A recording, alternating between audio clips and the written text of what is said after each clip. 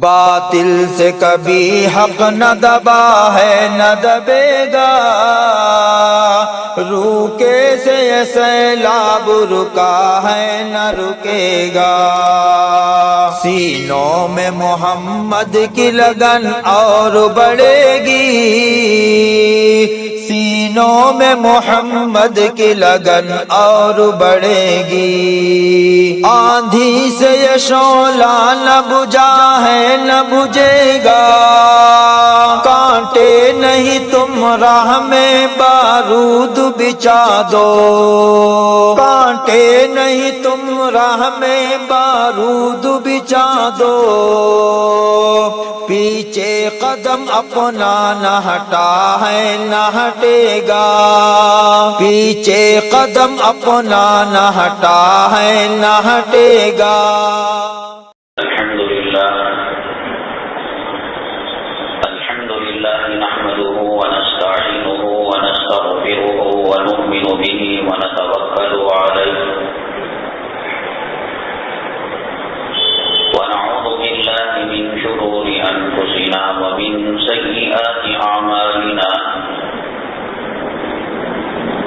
من يهده الله فلا مضل له ومن يضلله فلا هادي له، ونشهد أن لا إله إلا الله وحده لا شريك له، ونشهد أن سيدنا ومولانا محمدا عبده ورسوله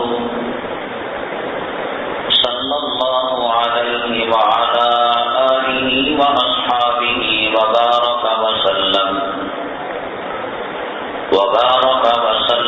تسليما كثيرا كثيرا، أما بعد فأعوذ بالله من الشيطان الرجيم، بسم الله الرحمن الرحيم، وإن تعدوا نعمة الله لا تحصوها، قال النبي صلى الله عليه وسلم، من لم يشكر الناس لم يشكر الله، أو كما قال النبي عليه الصلاة والسلام۔ رب اشرح لي صدري ويسر لي أمري واحلل عقدة من لساني يفقهوا قولي، اللهم صل على سيدنا مولانا محمد في أول كلامنا، اللهم صل على سيدنا مولانا محمد في أوسط كلامنا، اللهم صل على سيدنا مولانا محمد في آخر كلامنا۔ معزز سامعین کرام، مادی اعتبار سے، ظاہری اعتبار سے آج دنیا کہیں سے کہیں پہنچ گئی ہے، انسان بہت ترقی کر چکا ہے اور یہ ترقی خود اس کے قابو سے باہر نکل چکی ہے۔ جو چیز انسان کے وہم میں گمان میں بھی نہیں تھی، اللہ تبارک تعالیٰ نے آج انسانوں کے لیے ایسی عجیب و غریب چیزیں مہیا فرمائی ہیں، ایسی نعمتیں اللہ تبارک تعالیٰ نے اس زمانے کے انسانوں کو دی ہیں کہ اس کا تصور بھی نہیں کر سکتا انسان۔ اللہ تعالیٰ نے کلام پاک میں اسی لیے ارشاد فرمایا، ہو سکتا ہے کہ سائنس ترقی کر ایک وقت ایسے مقام پر پہنچ جائے کہ بادلوں سے گرنے والے بارش کے قطرات کو انسان شمار کر سکتا ہے، بارش کے کتنے قطرے ہیں اور کتنے موٹے ہیں کتنے چھوٹے ہیں۔ ہو سکتا ہے کہ سائنس ترقی کرتے کرتے ایک وقت ایسے مقام پر پہنچ جائے کہ دنیا میں کتنے درخت ہیں، کتنی ڈالیاں ہیں اور کتنے پتے ہیں، ان کو وہ شمار کر سکتے ہیں۔ اور سائنس ترقی کرتے کرتے ہو سکتا ہے ایک وقت ایسے مقام پر پہنچ جائے، انسان کے سروں میں کتنے بال ہیں، دنیا میں کتنے مرد ہیں اور ان کے سروں میں کتنے بال ہیں، عورتیں کتنی ہیں، ان کے سروں میں کتنے بال ہیں، ایسی کوئی مشین انسان ایجاد کر سکتا ہے اور اس کو شمار کیا جا سکتا ہے۔ اللہ تعالیٰ نے فرمایا وَإِن تَعُدُّوا نِعْمَتَ اللَّهِ لَا تُحْصُوهَا، انسانوں پر ہماری جو نعمتیں ہیں اور انسانوں پر، مسلمانوں پر خاص طور سے ہمارے جو احسانات ہیں، ہو سکتا ہے کہ سائنس ترقی کر کر بارش کے قطرات کو شمار کر سکے، انسانوں کے سروں کے بالوں کو گن سکے، درختوں کے پتوں کی تعداد بتا سکے، لیکن اللہ نے کہا کہ ہمارے احسانات تم پر جو ہیں اس کو تم شمار نہیں کر سکتے۔ وَإِن تَعُدُّوا نِعْمَتَ اللَّهِ لَا تُحْصُوهَا، ہم نے تمہارے اوپر جو احسانات کیے ہیں تم اس کو گن نہیں سکتے، شمار نہیں کر سکتے۔ آج کے زمانے میں بہت آرام دہ، آسائش اور سکون کی زندگی جتنا آج انسان گزار رہا ہے، ظاہری اعتبار سے اللہ کی نعمتیں آج کے انسان کو جو میسر ہیں وہ شاید کبھی کسی زمانے میں کسی انسان کو اتنے آسائش اور اتنے آرام کی چیزیں انسان کو مہیا ہوئی ہوں گی۔ جو لوگ جانتے ہوں گے ماضی قریب کی 2-4 چیزوں کو وہ یاد کر لیں۔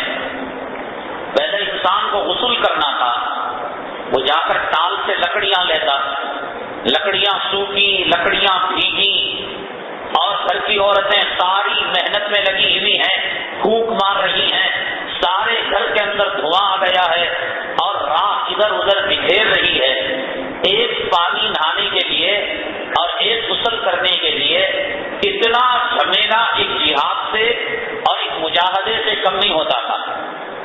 پانی صرف گرم کرنے کے لیے، کھانا پکانا، سالن بنانا، وہ جو ہے چکی ہے، وہ وکلی ہے، وہ سل بتہ ہے، اور اس کے اندر کبھی موٹا آ گیا، کبھی اس کے اندر پتھر کے پیسیں آ گئی، یہ سارے مراحل تھے۔ ابھی ماضی قریب کی بات ہے جسے انسان گزر کر مکسی کے دور میں آیا ہے، گیزر کے دور میں آیا ہے، ہیٹر کے دور میں آیا ہے۔ یہی جو پنکھا چل رہا ہے، سارا مہینہ اگر پنکھا چلے 200-250 روپے ایک پنکھے کی بل آئے گی۔ اسی ہوا کے لیے پچھلے بادشاہ اور حکمران 7-7 10-10 کام والوں کو رکھا کرتے تھے، وہ پنکھا جھیلا کرتے تھے۔ ان کی تنخواہیں، ان کے لیے گھروں کا انتظام، ان کے لیے سواریوں کا انتظام، ان کے گھروں کے لیے محافظ اور باڈی گارڈ کا انتظام، اسی ہوا کے لیے جو 250 روپے بل ادا کر کر جو آج ہم ہوا حاصل کر رہے ہیں، پچھلے زمانے میں بادشاہ اس ہوا کو حاصل کرنے کے لیے کئی خدام رکھا کرتے تھے، ان کو فیملی کوارٹرز دینا پڑتا تھا، ان کو گھوڑے خچر سواریاں دینا پڑتا تھا، سواری چلانے والے دینے پڑتے تھے، اور ان جانوروں کا چارہ دینا پڑتا تھا، ان جانوروں کو باندھنے کے لیے استبل دینا پڑتا تھا، ہزاروں روپے خرچہ آتا تھا اس زمانے کے اندر۔ اللہ کا کتنا بڑا احسان ہے، اللہ کا شکر ہے، ایک بٹن ڈالا، جھوپڑی کے اندر پنکھا چلنے لگا، اللہ تبارک تعالیٰ ٹھنڈی ہوا دینے لگے۔ آگے چل کر اللہ نے کولر پیدا کر دیا، آگے چل کر اللہ تبارک تعالیٰ نے اے سی پیدا کر دیا۔ ان کو چھوڑیے، معمولی آپ ہوا کے جھونکے کو لے کر دیکھیے، اس ہوا کے جھونکے کے لیے کتنی بڑی قیمت پہلے کے انسان چکایا کرتے تھے، ادا کیا کرتے تھے۔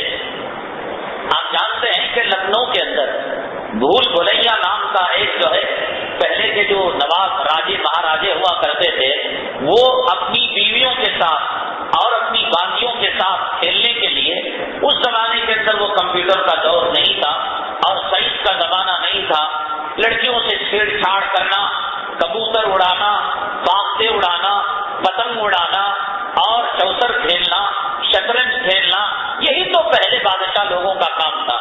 اور کیا کام کیا کرتے تھے؟ وہ عمارتیں بنا کرتے تھے اور محل تعمیر کیا کرتے تھے، منارے تعمیر کیا کرتے تھے، اور بقیہ اوقات بڑی عیش کی زندگی تھی کہ وہ 17 200 250 کئی بیویاں وہ اپنے محل کے اندر اپنے سرائے میں رکھا کرتے تھے، اور ان کے ساتھ کھیلنے کے ہر بادشاہ ایک نیا انداز لے کر آتا تھا۔ لکھنؤ کے جو نواب تھے اور راجے مہاراجے تھے مسلمان، اس میں سے بادشاہ بھی تھے، نام اسلامی تھا، انہوں نے بھول بھلیاں بنایا ہے۔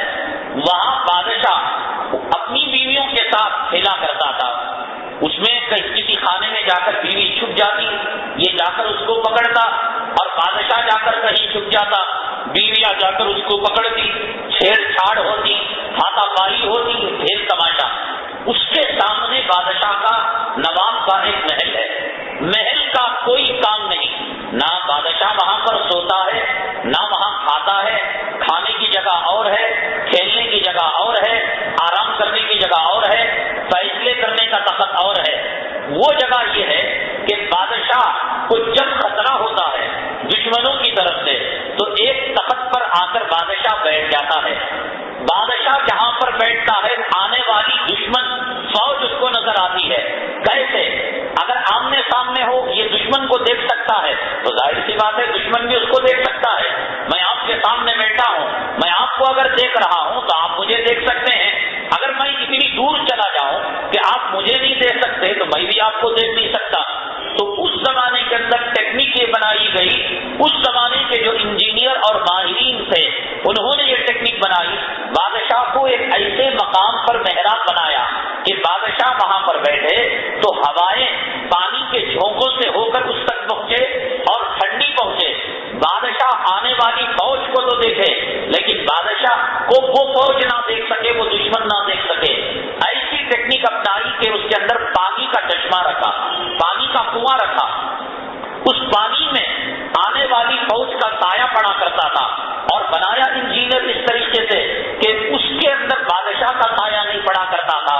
پھر اس پانی کے نشانے کو دیکھ کر، دشمن کو دیکھ کر وہاں کے تیر انداز تیر چلاتے تو پیروں ہی میں جا کر وہ تیر لگتا، اوپر نہیں لگا کرتا تھا۔ اس کے لیے اس زمانے کے اندر شاید کروڑوں روپے خرچ کیے ہوئے ہوں گے کہ بادشاہ اپنے دشمن کو دیکھے اور دشمن جو ہے بادشاہ کو دیکھنے نہ پائے۔ انہی دنوں میں لکھنؤ سے ہو کر میں دلی گیا، اور دلی کے اندر ایک بازار میں گیا، 99 روپے کے اندر ایک چھوٹا سا کیمرہ بٹن کی طرح ہے، وہ آنے والے لوگوں کی طرح اسکرین پر دے دیتا ہے۔ اب اندازہ لگائیں کہ جو 90 پر 9 روپے کا کیمرہ آج کام کر رہا ہے، پرانے راجے مہاراجے بادشاہ وغیرہ اس کے لیے کروڑوں کا محل بنانا، باڈی گارڈ رکھنا، تیر انداز رکھنا، پانی خشک نہ ہونے پائے، اپریل اور مئی جون کی کڑاکے کی گرمی میں پانی کے لیے جو ہے اس چشمے کے لیے پانی کا انتظام کرنا، یہ اللہ تبارک تعالیٰ کی اتنی بڑی نعمتیں ہیں کہ اللہ تبارک تعالیٰ نے آج کے زمانے میں انسانوں کے لیے کم قیمتوں کے اندر وہ بڑی بڑی نعمتیں جو پچھلے بادشاہ راجے مہاراجے اس کو استعمال کیا کرتے تھے۔ ابھی آپ نے دیکھا ہوگا دادیوں اور نانیوں کا زمانہ کہ وہ کہانیاں سناتی ہوں گی کہ کپڑا دھونے کے لیے وہ تالاب جایا کرتے تھے، وہاں پر وہ کپڑا دھویا کرتے تھے۔ ایک دھوبی گھاٹ ہوا کرتا تھا بنگلور کے شیواجی نگر کے اندر، جو آپ کا جو ہے بڑے بڑے اب شادی محل ہیں، وہاں پر ایک دھوبی گھاٹ کا پلر تالاب اس کو کہا کرتے تھے۔ وقت بورڈ کی پچھلے والی علاقے کے اندر سارے مسلمان لوگ ہندو وہاں پر جا کر کپڑا دھویا کرتے تھے۔ کیا اس زمانے کے اندر عورت یہ تصور کر سکتی تھی کہ ایک زمانہ ایسا آئے گا کہ فلی آٹومیٹک مشین آئے گی، بٹن دبانے پر خود کپڑا دھوئے گی، خود کپڑے کو کھگالے گی، خود کپڑے کو سکھائے گی، اور سکھا کر وہ الارم دے دے گی کہ میڈم آئیے اس کپڑے کو اٹھا کر لے جائیے۔ ایک زمانہ کہ جنگلوں کے اندر لکڑیاں ڈھونڈ کر لانا اور ان لکڑیوں کو سکھانا، پھر انہیں جو ہے چولہا جلانا، پھر اس کے بعد مرچ کا پاؤڈر بنانا اور دھان سے چاول نکالنا، ایک پاؤ چاول کے لیے اور 2 روٹی کے لیے پچھلی عورت کتنے مراحل سے گزرا کرتی تھی۔ اگر اس زمانے کی عورت کو اور اس زمانے کی خاتون کو یہ بتایا جائے کہ ایک زمانہ ایسا آنے والا ہے کہ فلی آٹومیٹک پریشر کوکر آپ کے لیے مائکرو اوون بن کر آنے والا ہے، جس میں سارے مسالے ڈال کر آپ ٹائم دے دیجیے، مرغی گلنے کے بعد، بریانی بننے کے بعد، چاول پکنے کے بعد، چائے بننے کے بعد، دودھ ابلے بغیر جو ہے دودھ گرم ہوئے بغیر، دودھ گرم ہونے کے بعد ابلے بغیر آپ کو سگنل، اس زمانے کی عورت اس کا تصور کر سکتی تھی؟ سفر کرنے کے لیے لوگ پیدل جو ہے جایا کرتے تھے، حج بیت اللہ کے لیے جانے کے لیے اگلے سال کے لیے اس سال لوگ نکل جایا کرتے تھے، 1 سال کا سفر ہوا کرتا تھا، اور اس سفر کے اندر لوگ کھانا پینا اور پھر دشمن سے حفاظت کے لیے ہتھیارات اور باڈی گارڈ اور خیمے کے جا کر جگہ جگہ پر خیمے نصب کرتے، ان میں وہاں پر رہتے، وہاں کھانا پکاتے۔ اب آپ ہندوستان کے اندر ناشتہ کیجیے اور ناشتے کے بعد والی چائے مکے کے اندر پی سکتے ہیں اور مدینہ المنورہ کے اندر پی سکتے ہیں۔ آپ کے آئرن اور آپ کے احرام کے کپڑے کی جھلٹی بھی خراب نہیں ہوئی ہوگی۔ اللہ تبارک تعالیٰ نے اتنا آسان کر دیا اور اتنی آسائشیں دی آج کے انسان کو کہ پچھلے زمانے کا، پچھلا زمانہ تو دور کی بات، اگر ہماری نانیاں باحیات ہیں، ہماری دادیاں باحیات ہیں، تو ان سے پوچھئے قسمیں دے کر کھانا کیسے پکتا تھا، سفر کیسے ہوتا تھا، پانی کیسے گرم ہوتا تھا، تو آج کا وہ تصور بھی نہیں کیا کرتے تھے۔ اسی روشنی کو لانے کے لیے گھی کے دیے جلانے پڑتے تھے اور گھی کے چراغ جلانے پڑتے تھے، اور گھی بڑا قیمتی ہوا کرتا تھا۔ اب انسان نے بجلی لیا، بٹن دبایا، بجلی نہیں ہے، ایمرجنسی بلب ڈالا اور UPS لگایا، جنریٹر لگایا۔ اللہ ہمیں آج کے زمانے میں، آج کے انسانوں کے لیے جتنی آسائشیں اور جتنی نعمتیں اور اللہ کے جتنے احسانات کم از کم آج کے زمانے میں اللہ تبارک تعالیٰ نے مہیا فرمائی ہے، پچھلے زمانے کے، یعنی پچھلے زمانے کا وہ مطلب نہیں کہ وہ پتھر کا زمانہ، کہ پتھر کو پتھر رگڑ کر آگ پیدا کی جاتی تھی اور انسان جانور کا شکار کر کر بھون کر کھاتا تھا اور انسان کچا ٹماٹر کھاتا تھا، وہ نہیں، صرف ایک 30 سال اور ایک 40 سال پہلے کے اور آپ اور پنے تاریخ کے پلٹ کر دیکھیے، انسان کتنی تاریکی میں تھا اور انسان کتنی جہالت میں تھا اور انسان کتنی نادانی میں تھا۔ مکانات کی دیواریں جو ہوا کرتے تھے کہ 2 دیواریں ملائیں آج ایک بیڈ روم بن جائے گی، اور آج جو ہے لاٹرین والے ایک کمرہ تیار کر لیجیے، موٹے موٹے دیواریں چھتے بنایا کرتے تھے۔ سائنس نے ترقی کی، ٹیکنالوجی نے ترقی کی، انسان زمین پر بیٹھ کر مریخ میں، عطارد میں، زحل میں، مشتری میں، چاند میں اپنی راکٹیں ڈال کر یہاں بیٹھ کر ان کی مرمت کر رہا ہے، یہاں بیٹھ کر ان کو پیغامات پہنچا رہا ہے، یہاں بیٹھ کر زمین کی تصویریں لے رہا ہے۔ جتنے احسانات اللہ نے آج کے زمانے میں انسانوں کو دیے ہیں، شاید پچھلے زمانے کے اندر اتنے احسانات اللہ تبارک تعالیٰ کے بندوں کو مہیا نہیں تھے۔ ایک حکیم کے پاس جاتے تو حکیم فوراً بیماری نہیں بتاتا، کہتا صبح کے نہار پیٹ کا آپ باٹل کے اندر قارورہ پکڑ کر لے آئے، پیشاب پکڑ کر لے آئے، صبح کا آپ تھوک لے کر آئے۔ کئی مراحل سے گزرنے کے بعد بات پتا چلتا، ایسا نہیں تھا کہ ہارٹ کی بیماری نہیں آتی تھی، ایسا نہیں تھا کہ کینسر نہیں آتا تھا، ایسا نہیں تھا کہ ملیریا ٹائیفائڈ نہیں آتی تھی۔ لوگوں نے اس زمانے کی سائنس اور ٹیکنالوجی میں فائنڈ آؤٹ نہیں کیا تھا ان بیماریوں کو۔ بیماری آتی، لوگ مقدر سمجھتے، مرنا مر کر چلے جاتے۔ آج اللہ کا احسان کہ کینسر کی بیماری کا علاج، ایڈس کی بیماری کا علاج، برین ٹیومر کی بیماری، یہ بیماریاں آتی تھی تو لوگ مر کر چلے جاتے تھے، پتا نہیں لگتا، لوگ کہتے ملیریا آ کر مر گیا، ٹائیفائڈ آ کر مر گیا، مقدر میں مرنا تھا مر گیا۔ آج اللہ کے احسانات کہ ہر چیز کے لیے ہزاروں روپے کے انجیکشن وال بلاک ہو گیا اور انسان کی جان خطرے میں ہے اور انسان زندگی اور موت کے کشمکش میں ہے۔ ایک انجیکشن دیا، اچانک وال کھل گیا اور انسان کو اللہ تبارک تعالیٰ نے صحت دے دی اور شفا دے دی۔ کتنے سارے احسانات ہیں۔ کوئی گلی آپ دیکھیے کہ جس گلی کے اندر ریت نہ پڑی ہو، بالو نہ پڑی ہو، سیمنٹ نہ پڑی ہو، گارے کا کام نہ چلتا ہو، ماربل کا کام نہ چلتا ہو، ایک سے ایک عالیشان مکانات، ایک سے ایک قیمتی بلڈنگیں۔ کل جہاں پر ہم جس کو سلم کہتے تھے، گھٹیا ایریا کہتے تھے، ایک دم قیمتی، اندر جانے کے بعد آنکھیں چکا چوندھ ہو جاتی ہیں۔ ایک ابھی یہ گوری پالٹا علاقہ اور اسی طریقے سے آپ کا جو ارد گرد جو علاقہ ہے گردھلی وغیرہ، ایک زمانے میں یہ سمجھا جاتا تھا کہ یہ پسماندہ علاقہ ہے، یعنی بچھڑا ہوا علاقہ ہے۔ ایک صاحب کے مکان میں جانے का इत्तफाक हुआ। छत को देखकर ये मालूम हो रहा था कि किसी बादशाह जहां बना की छत है, कितने लाखों रुपए इस छत पर खर्च कर दिए गए। लोग मार्बल बिछाते हैं, कोई उस पर बैठता नहीं। हमारे घर के अंदर अगर संगमरमर डालो, आप आए मेहमान बनकर, मैं कहूं कि हजरत तशरीफ रखिए, नीचे ऊपर देखेंगे मेरी बेइज्जती कर रहा है, जमीन पर बिठा रहा है। करोड़ों का मार्बल डालेंगे, 4 आने की चटाई डालकर और 70 पर 5 65 की जो है चेयर डालकर बिठाएंगे तो बैठने वाला भी इज्जत समझेगा और बिठाने वाला भी इज्जत समझेगा।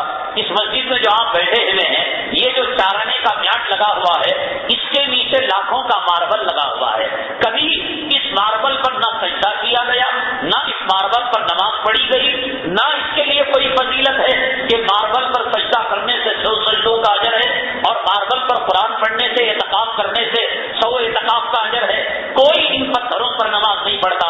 लोगों के पास फजूल का पैसा है, ज्यादा पैसा है, इसलिए बैतुल खला के अंदर एक साहिब ने बड़ी अच्छी बात कही कि हम जब बैतुल खला को जाते हैं तो क्या दुआ पढ़ते हैं? अल्लाहुम्मा इन्नी अऊज़ु बिका मिनल खुबूसी वल खबाइस, गंदे शैतानों से और गंदे खबीसों से मैं पनाह मांगता हूँ। मस्जिद में आते हैं तो क्या दुआ करते हैं? अल्लाहुम्मा अफ्तह ली अब्वाब रहमतिक, ऐ अल्लाह यहाँ रहमत के फरिश्ते आने जाने की जगह, यहाँ बरकतें नाज़िल होने की जगह, यहाँ सुकून की जगह, यहाँ अमन की जगह, यहाँ आफियत की जगह, ऐ अल्लाह तेरी तौफीक से मैं तेरे घर के अंदर दाखिल हो रहा हूँ। मौला मेरे लिए रहमत के दरवाजे खोल दे। और निकलते हैं तो क्या पढ़ते हैं? अल्लाहुम्मा इन्नी अस्अलुका मिन फज़लिक, ऐ अल्लाह तेरी रहमत के साए में था, तेरी बरकतों में था, अमन की जगह, आफियत की जगह, सुकून की जगह था। मौला अब झगड़ों की जगह में जा रहा हूँ, अब बदतरीन बाजार की जगह में जा रहा हूँ, अब झमेलों और मुसीबतों की दुनिया में जा रहा हूँ। मौला वहां भी तू ही हिफाजत करना, मुझे तेरा फजल चाहिए। तेरे फजल के बगैर शैतान मुझे उचक लेंगे, मुझे तबाह कर देंगे, मुझे बर्बाद कर देंगे। मौला अल्लाहुम्मा इन्नी असअलुका मिन फज़लिक। और बैतुल खला जाते वक्त क्या दुआ पढ़ते हैं? अल्लाहुम्मा इन्नी अऊज़ु बिका मिनल खुबूसी वल खबाइस, गंदे खबीस नाकारा शयातीन से मैं पनाह मांगता हूँ। ये शैतान का अड्डा है, ये खबीस का अड्डा है। हमारे साहब ने बड़ी अच्छी बात कही कि आज इंसान ये चाहता है कि उसके शैतान का घर भी मार्बल का हो, यानी उसके अंदर जो है कीमती पत्थर लगे।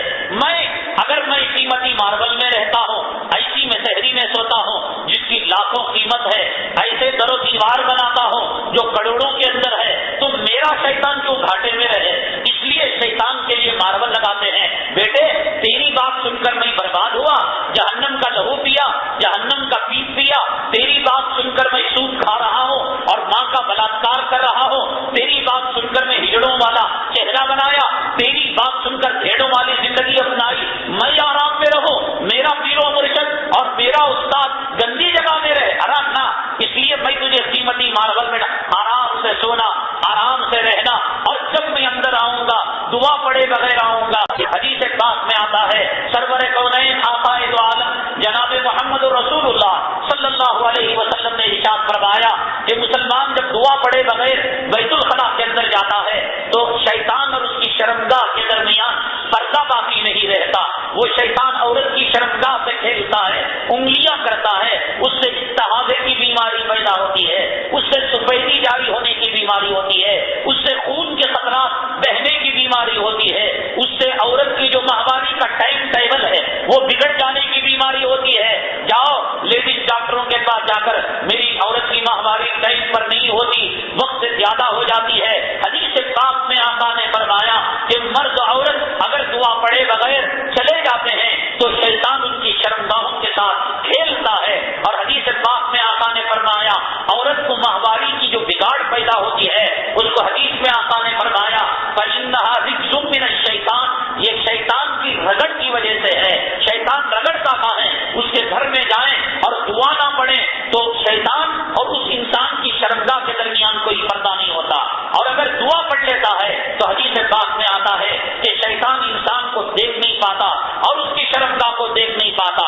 अब तो म्यूजिक सिस्टम लगाया हुआ है, अब बैतुल खला में जाने के बाद शवर ऐसा लगाया हुआ है, मालूम होता है कि ये लैंडलाइन का फोन है, उठाकर बात करने को जी चाहता है। मार्बल कैसा है कि एक शर्मगाह 4-4 मरतबा नजर आए, وہ پتھر میں نظر آئے، دائیں دیوار پر نظر آئے، بائیں دیوار پر نظر آئے، اپنے شیطان کو خوش کر رہے ہیں، ہم دعا پڑے بغیر تمہارے بیت الخلا میں اور تمہارے محل میں داخل ہوئے ہیں، تم ایک شرمگاہ سے کیا کھیلو گے؟ یہ دیکھو اس ماربل میں میری بیوی، میری اماں اور میری بیٹی کی 4 شرمگاہیں نظر آ رہی ہیں، یہاں بھی دیکھو، یہاں بھی کھیلو، یہ بھی کرو، وہ بھی کرو۔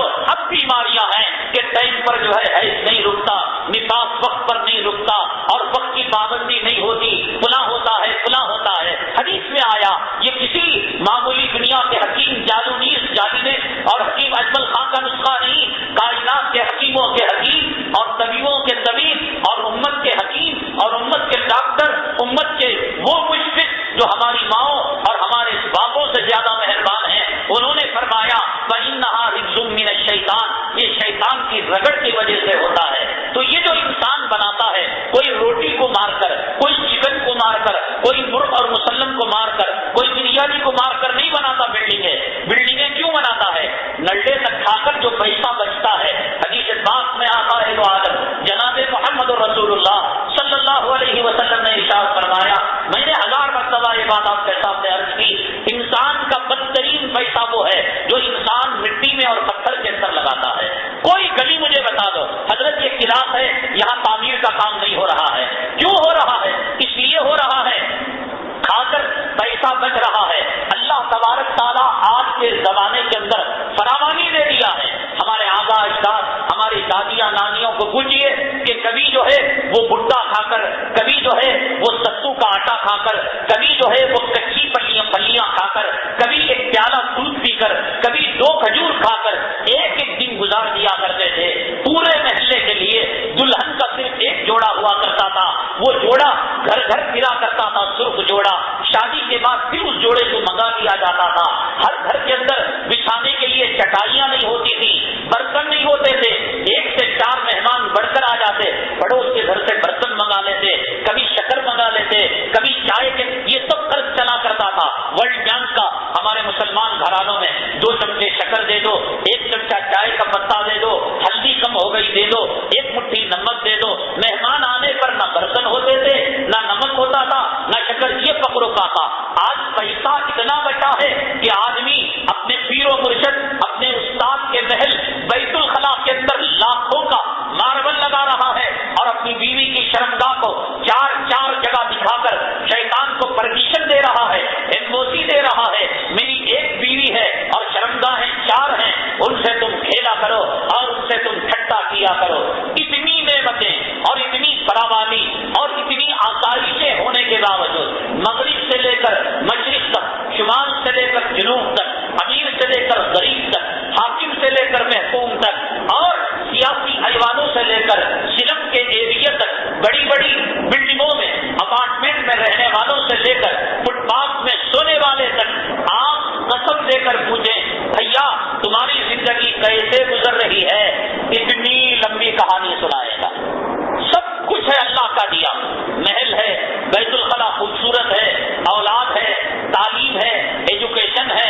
پہلے کے بچے گنوار ان پڑھ ہوا کرتے تھے، اب MBBS کی ڈگری کوئی لے رہا ہے، کوئی انجینئرنگ کی ڈگری لے رہا ہے، کرائے لاکھوں کے آ رہے ہیں، ہوٹل چل رہے ہیں، اپارٹمنٹ سے بھاڑا آ رہا ہے، گاڑیاں کال سینٹر کو اٹیچ کیے ہوئے ہے، جورو بھی کما رہی ہے، مرد بھی کما رہا ہے۔ قسم دے کر پوچھیں کہ بھائی کیسی زندگی، کیا کہو اللہ ایسی زندگی کسی کو نصیب نہ فرمائے۔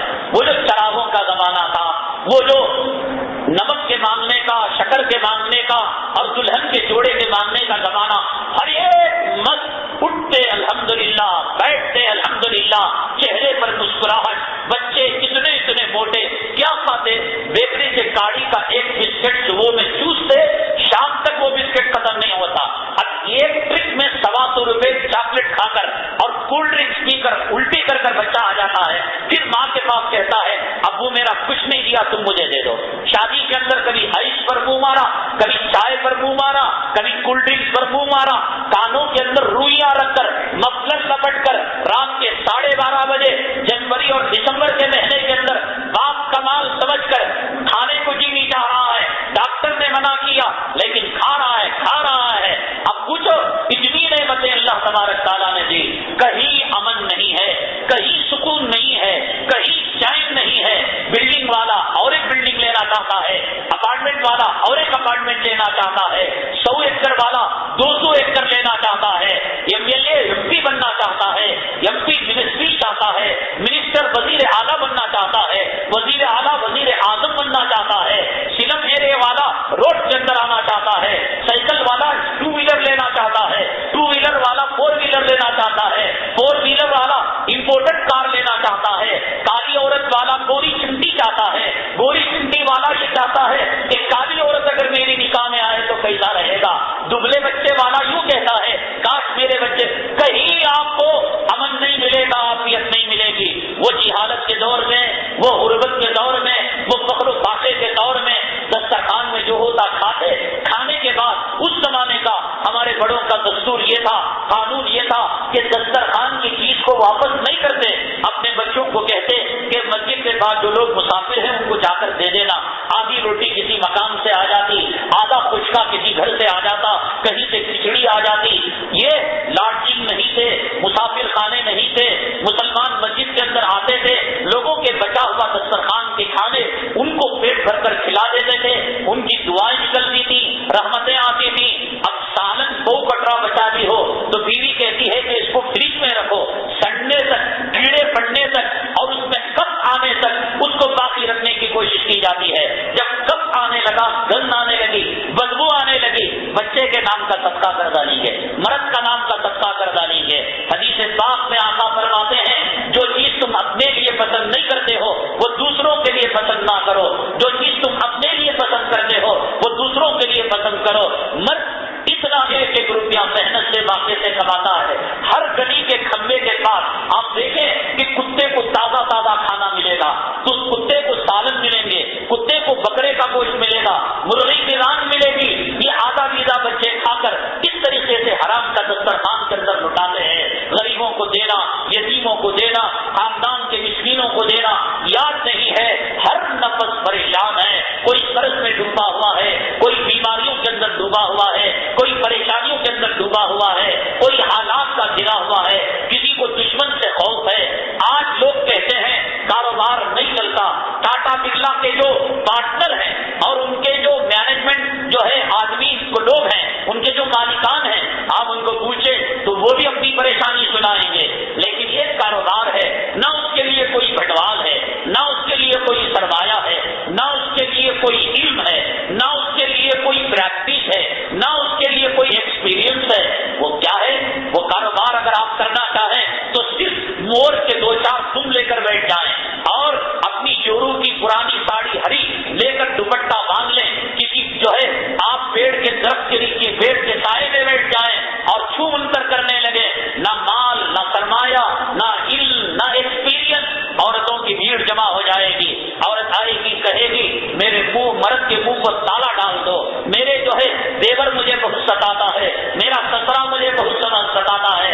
سب کے منہ پر تالے ڈال دو, سب کے کاروبار بند کر دو, میں مہارانی بن جاؤں, میں زمین و آسمان کے خزانوں کی مالک بن جاؤں. اور یہ بھی کہتا ہے کھولائیے کس لیے؟ ہاں تیرے اوپر بے محترمہ جادو چل گیا ہے, بیگم تیرے اوپر شہر کے انداز, اتنے شیاطین, اتنے پتلوں میں فلاں جگہ زمین کے اندر ہی کاٹ کر رکھ دیا ہے. اب مرد کی چوری سے مال چرا کر لا کر وہ عاملوں کو پال رہی ہے, وہ مجاوروں کو پال رہی ہے. یہ دنیا کا ایک گورکھ دھندا ہے کہ خرچ ہونے کی جگہ حلال کے کاروبار کے اندر حلال کے کاروبار کی چکی نہیں چلتی ہے. یہ بیٹھے ہوئے جھوٹے مجاور, یہ بیٹھے ہوئے جھوٹے عامل, جھوٹے جادوگر طرح طرح کے جو ہے اٹکلے اور پچھویں لڑا کر یہ لوگوں کا ایمان بھی لوٹ رہے ہیں اور لوگوں کے جیب پر ڈاکہ ڈال رہے ہیں. کوئی عامل کی دکان آپ کو خالی نہیں ملے گی. وہ داڑھی مڈا ہوگا, وہ داڑھی والا ہوگا, وہ عورت ہوگی, وہ مرد ہوگا. کیوں جاتے ہیں مرد, کیوں جاتی ہیں عورتیں؟ اس لیے کہ اپنا مکڑا لے کر جاتی ہیں, اپنا تک لے کر جاتی ہیں.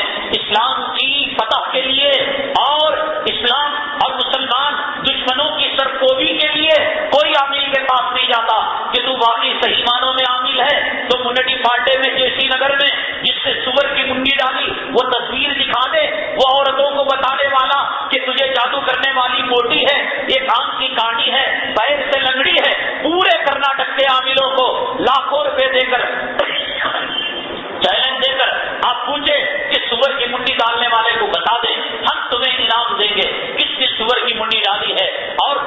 چاہتے ہو کہ تالے لگتے ہیں منہوں پر تو لگا دو اڈوانی کے منہ پر تالا، لگا دو ٹھاکرے کے منہ پر تالا، لگا دو اسلام اور مسلمانوں کے دشمنوں کے منہ پر تالا لگا دو۔ یہ وہ جو انسپیکٹر ہیں، وہ جو تھانے دار ہیں، جو اسلام پر ظلم کرتے ہیں، مسلمانوں پر ستم کرتے ہیں، کوئی کچھ نہیں کرتا، خامخواہ کا دھوکہ ہے، عیاری ہے، مکاری ہے، اور لوگ ہیں بے وقوف بن کر مسجد کو 2 روپے چندہ طلب کیا جاتا ہے، یتیم خانے کو مانگا جاتا ہے، مدرسے کو مانگا جاتا ہے، تو چہرے پر جھریاں آ جاتی ہیں، پریشانی سنانے لگتے ہیں، اور عامل کہے کہ تمہیں 50,000 کا خرچہ ہے، 25,000 کا خرچہ ہے، چوروں کا مال گروی رکھ کر یہ جا کر جو ہے اس کو عامل کا پیٹ بھر دیتا ہے اور عامل کی مراد جو ہے پوری کر دیتا ہے۔ اس طریقے سے سارے لوگ آپ پریشان ہیں۔ ہندوستان کی کوئی درگاہ ایسی نہیں ملے گی اور کوئی مزار ایسا نہیں ملے گا کہ جس کی جالی کے اندر بنگڑیاں ٹنگی ہوئی نہ ہو اور جس کی جالی کے اندر تاگے بدے ہوئے نہ ہو۔ جالیاں کم ہوں گی اور تاگے زیادہ ہوں گے۔ یہ تاگے کیوں باندھے جاتے ہیں، یہ بنگڑیاں کیوں جو ہے لگائی جاتی ہیں، یہ تالے جھنڈے کو کیوں لگائے جاتے ہیں، اور یہ جو ہے ڈوریاں کیوں باندھی جاتی ہیں؟ جتنی ڈوریاں اتنے پریشان لوگ، اور جتنے پریشان لوگ اتنی پریشانیاں۔ اے اللہ کیا ماجرا ہے کہ تو نعمتیں دے دیا، تو جو ہے انسانوں کے لیے آج آسائش دے دیا، آرام دے دیا۔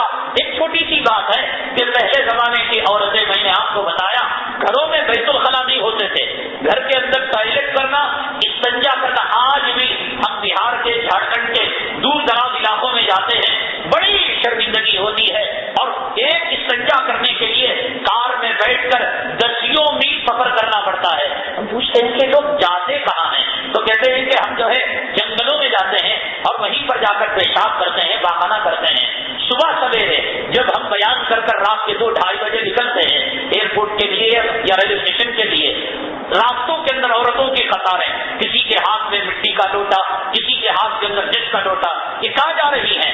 یہ دن کا اجالا ہونے سے پہلے اپنی حاجتوں کو پورا کرنے کے لیے یہ جنگلوں کا رخ کر رہی ہیں، ٹیلوں اور پہاڑوں کا رخ کر رہی ہیں۔ ہر کیسا کون سا ایسا گھر ہے، کون سا ایسا بیڈ روم ہے جس کے اندر اٹیچ باتھ روم نہ ہو؟ آپ ذرا سا اندازہ لگائیں، کہاں رات کی تاریکی کا انتظار کرنا اور اندھیرے تک اپنے پیشاب کو عورتیں روک کر رکھنا، اپنے پاخانے کو روک کر رکھنا کہ مرد کی نگاہ ان پر نہ پڑے، اور جنگلوں میں جا کر ٹیلوں کے پیچھے ہو سکتا ہے بچھو آ جائے، کیڑے مکوڑے آ جائیں، ہو سکتا ہے حشرات الارض آ جائیں، اور کہاں یہ کہ اٹیچ باتھ روم کے اندر گئے اور ویسٹرن بیت الخلا کے اندر بیٹھ کر عورت آج اپنی حاجت کو پورا کر لیتی ہے۔ تو اللہ تعالیٰ کی اتنی نعمتیں، اتنی آسائشیں، اتنی راحتیں جتنی آج ہیں شاید پچھلی زمانے میں کبھی ملی ہی نہیں ہو، لیکن جتنا آج انسان دکھی ہے، جتنا آج انسان پریشان ہے، جتنا آج جو ہے بیماریاں سناتا ہے۔ مرد کو پوچھو مصیبت کی ایک ڈکشنری بیان کرے گا، عورت کو پوچھو سر کے بالوں سے لے کر پیر کے ناخن تک اور تشوے تک ایک ایک بیماری گنائے گی۔ انشاءاللہ تراویح کی اگر 40 رکعت بھی ہو تو 40 رکعت کے اندر ان بیماریوں کی تلاوت کی جائے گی۔ ایسے نئی نئی بیماریاں، اندر کی، باہر کی، اسکن کی، آنکھ کی، کان کی، ناک کی، ڈلیوری کی۔ عورتیں پیٹ بھر کر بچے پیدا کرتے تھے، ہر کیلنڈر کے ساتھ بچہ آتا تھا، 1.25 روپے میں، 1.5 روپے کے اندر ڈلیوری کا خرچہ ہو جاتا تھا۔ نہ بچوں کو پتا چلتا تھا، نہ گھر کے مردانوں کو پتا چلتا تھا کہ بچہ ہوتا کیا ہے۔ بچے پوچھتے کہ پاپا کہاں سے آیا ہے، تو کہتے ہاسپٹل سے لے کر آئے، دائی اماں دے کر چلی گئی۔ بچے بھی اس زمانے کے بھولے بھالے تھے، سمجھتے کہ دائی اماں بچے کو دے کر چلی گئی۔ بچے بھولے بنے سے ماں کو پوچھتے اماں ہمیں کب دے گی دائی اماں، تو ماں بہلا کر سہلا کر۔ اب گھر کے کتے کو بھی پتا ہے، گھر کے جانور کو پتا ہے، گھر کے کار کے ڈرائیور کو پتا ہے کہ میڈم صاحبہ کے پیٹ میں کتنے مہینے کا بچہ پل رہا ہے، اس کی آنکھ کمزور ہے، اس کا دل کمزور ہے۔ وہ ڈاکٹر کے پاس گئے، وہ اسکیننگ کرانے گئے، 1.25 لاکھ روپے پہلے کا خرچہ۔ آپریشن کے وقت کوئی معمولی آپریشن سے معمولی جو ہے ڈلیوری نہیں ہوتی، وہ ایک جو ہے بلیڈ ہوتا، ایک تالا ہوتا جس کے اندر جو ہے 12 میں 1.25 روپے میں بچے کا خرچہ ہو جایا کرتا تھا۔ اب جو ہے پورے اڑوس پڑوس کو پتا کہ فلاں میڈم صاحبہ کے پیٹ میں اتنے مہینوں کا ہوا ہے۔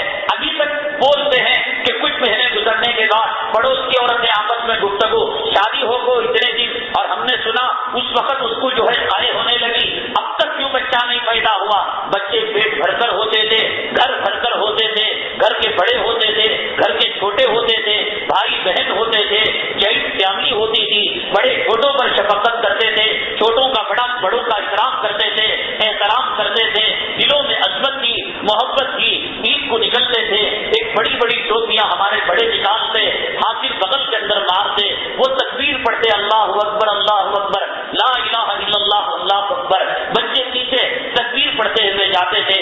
ایک عجیب روحانی ماحول تھا، ایک سکون کا ماحول تھا، ایک امن کا ماحول تھا، ایک سائے تلے آج ایک فیملی رہتی ہے، ایک سانپ ہے، ایک منگوس ہے، ایک دن ہے، ایک رات ہے، ایک کڑوا ہے، ایک میٹھا ہے۔ بھائی تمہارے بھائی صاحب مجھے معلوم نہیں، میں 3 سال ہوگا اس کے چہرے کو دیکھ کر، تمہاری بھاوت صاحبہ کا بارے میں ہم نے سنا ہاسپٹل بیڈ میں، معلوم نہیں زندہ ہے کہ مر گئی۔ ایسی زندگی نہ زمین نے دیکھی ہوگی نہ آسمان نے دیکھی ہوگی۔ گلی کا کتا آج کے انسانوں کی پریشانیوں کو دیکھ کر، آج کے انسانوں کی مصیبت کو دیکھ کر کہتا ہوگا اللہ سے، اللہ تیرا شکریہ، یہ بغض کی زندگی، یہ حسد کی زندگی، یہ کینے کی زندگی، یہ کپٹ کی زندگی، اس سے بہتر ہے کہ تو مجھے کتا بنا دیا، ایک وقت ہڈی کھا لیتا ہوں اور ایک وقت تیرا شکریہ کر لیتا ہوں، مر جاتا ہوں تو مجھے حساب بھی نہیں، کتاب بھی نہیں، مجھے عذاب قبر بھی نہیں، مجھے کلمے کی موت بھی معلوم نہیں اور بغیر کلمے کی موت بھی معلوم نہیں۔ اے اللہ میں کیا دیکھ رہا ہوں، اللہ کی قسم، گلی کے کتے کو اگر زبان مل جائے، گلی کے خنزیر اور سور کو زبان مل جائے، ہمیں وہ شکر کرتے ہوئے ملیں گے۔ ساس بہو ہے، ایک ناک سانپ ہے اور ایک منگس ہے، اسے دیکھے تو اسے ہوتا نہیں، اسے دیکھے تو اسے ہوتا نہیں۔ ایک نڑن بھاوج ہے، یہ دونوں آپس میں ایک جنت ہے، ایک جہنم ہے، اور ایک گھر کے اندر بھائی بہن ہے، ایک جو ہے دن ہے اور ایک رات ہے، کہیں کسی کی ملتی نہیں۔ عید ہوتی ہے، عید مبارک، عید مبارک، ملے تو ملے، دعوتاں کیے تو کیے، لیکن دلوں کے اندر صاف زمین اور صاف آسمان کی دوری۔ گلے ملتے ملتے دل میں سوچتے ہوں گے کہ کم وقت 70 سال کا ہو کر اب بھی ہے، سارے محلے کے بوڑھے چلے گئے، حرامی جو ہے ابھی کھارا ہڈیاں توڑنے کے لیے ہمارے گھروں کے اندر بیٹھا ہوا ہے۔ اللہ کی قسم، گلی کے کتے اور سور اور فضاؤں کے اندر اڑنے والے پرندے ہماری ان حالتوں کو دیکھ کر ہمارے دلوں کے اندر جو گو گوبر بھرا ہوا ہے، انسانیت کا جنازہ نکل چکا ہے، اخلاق نکل چکا ہے، چھوٹے بڑوں کا احترام نہیں اور بڑے چھوٹوں پر شفقت نہیں۔ پہلے بڑے چھوٹے کو دیکھتے تو چھوٹے بڑوں کو چچا جان، تایا جان، دادا، نانا کہہ کر لپٹ جاتے، وہ چاکلیٹ دیا کرتے تھے، وہ پپی کیا کرتے تھے، اگر کچھ بھی نہ ہو سر پر ہاتھ پھیر کر دعائیں کیا کرتے تھے۔ اب بات کرے جوتا نکالتا ہے، ماں بہن کی گالیاں دیتا ہے، بڑا شریر آ گیا ہے، بڑا فلاں آ گیا ہے، دادا اپنے پوترے کو چاہنے کے علاوہ، نانا اپنے نواسے کو چاہنے کے علاوہ، یہ ماں باپ اپنی پیدا شدہ یہ جو غلام جو ہے اولاد ہے، جس نے ان ماں باپ کو غلام بنا رکھا، ان کو چھوڑ کر دنیا میں دنیا ہی نہیں اور کوئی دنیا نہیں۔ دادا کے پوترے، نانا کے نواسے، ماں باپ کے بچے، یہ چھوڑ کر دنیا نہیں۔ شادی میں دیکھو ماں کھینچ کھینچ کر بچے کو کتے کی طرح ٹھوس ٹھوس کر کھا لے بیٹے، میرے بیٹے کو نظر لگ گئی، کتے کی طرح کھاتا ہے، ڈنڈے کی طرح کھاتا ہے، اور ادھر ادھر دیکھ کر پلاسٹک کی پوٹلی کے اندر کھانا بن کر میرا بچہ کیا بھی سمجھو کو بروبر کھایا نہیں، 3 آدمی کا کتے کا کھانا کھا لیتا ہے، اس کے لیے صرف خود غرضی کی زندگی، اور بچے بچے نہیں اور انسان انسان نہیں، کوئی کھایا کوئی نہیں کھایا، کوئی بھوکا چلا گیا، خواب آتے ہی جیسے جس مردے پر جھپٹتا ہے ایسے ہڈیوں پر جھپٹتا ہے۔ اللہ کی قسم ہم جانا چھوڑ گئے، ان جو ہے اس چیز کو دیکھ کر گھناٹ کی پیدا ہو گئی، جھپٹتا ہے، پاس والا شرم کے مارے خاموش رہ جاتا ہے، آدھا پاؤ پیٹ کھا کر چلا جاتا ہے۔ انسانیت کے جنازے نکل چکے ہیں، اخلاق جا چکا ہے۔ اب جو ہے ایک سائے تلے، ایک اپارٹمنٹ کے اندر کئی جو ہے کنبے رہتے ہیں، فیملیاں رہتے ہیں۔ ایک آدمی کوریئر والا وہ ٹی وی کی ڈلیوری دینے کے لیے، واشنگ مشین اور فریج کی ڈلیوری دینے کے لیے غلطی سے دوسرے کے کالنگ بیل دبا دیتا ہے کہ صاحب منور صاحب آپ ہیں، تو وہ کہتا ہے نہیں، کیا آپ جانتے؟ نہیں میں نہیں جانتا، حالانکہ بغل کے گھر میں وہ سینکڑوں جو ہے دسیوں سال سے رہتا ہے، پڑوس کے گھر کو پڑوس والا نہیں جانتا، نہیں بھی ہمیں ہمارا کیا بھی کام نہیں، ہماری نماز ہوئی، ہماری زندگی ہوئی، کون جی رہا ہے کون مر رہا ہے۔ حدیث پاک میں آتا ہے تو عالم جناب محمد رسول اللہ صلی اللہ علیہ وسلم نے ارشاد فرمایا کہ وہ آدمی مومن نہیں ہو سکتا، وہ آدمی مسلمان نہیں ہو سکتا، ننڈے تک کتے کی طرح کھا لے اور اس کا پڑوس بھوک سے سو جائے۔ میرے آقا نے تعلیم دی کہ اگر تمہیں سہولت ہو تو اپنے سالن کی ہنڈیا میں تم پانی बढ़ा दो ताकि पड़ोस वालों के दिल को तकलीफ ना हो कि हम दाल पकड़ खा रहे हैं, हम बातें कर रहे हैं, कहीं उनको तकलीफ ना हो। पानी बढ़ा दो, शोरबे को बढ़ा दो और वो शोरबा पड़ोस तक पहुंचाओ। सहाबा फरमाते हैं कि पड़ोसियों के बारे में इतने हुकूक बयान किए मेरे आका ने। सहाबा फरमाते हैं पड़ोसियों के बारे में कुरान और हदीस के अंदर जितने अहकामात आए, इतने अहकामात आए, सहाबा को शक होने लगा कि जैसे मर्द के मरने के बाद बीवी को जायदाद में हिस्सा मिलता है, बीवी के मरने के बाद मर्द को मिलता है, माँ बाप के मरने के बाद औलाद को मिलता है, भाई के मरने के बाद बहन को मिलता है। सहाबा इकराम कहने लगे कि पड़ोसियों के हुकूक की इतनी हदीसें आई, इतनी आयतें आई, इस्लाम में इतनी ताकीद आई कि हमें शक होने लगा कि पड़ोसी के मरने पर पड़ोसी को जायदाद में कहीं अल्लाह हिस्सा मुकर्रर ना कर दे। आज कहते नहीं भी मुझे मालूम नहीं मेरे बगल में कौन बैठा है, मेरा काम हुआ मैं हुआ। ये इंसानियत नहीं है, ये अखलाक नहीं है।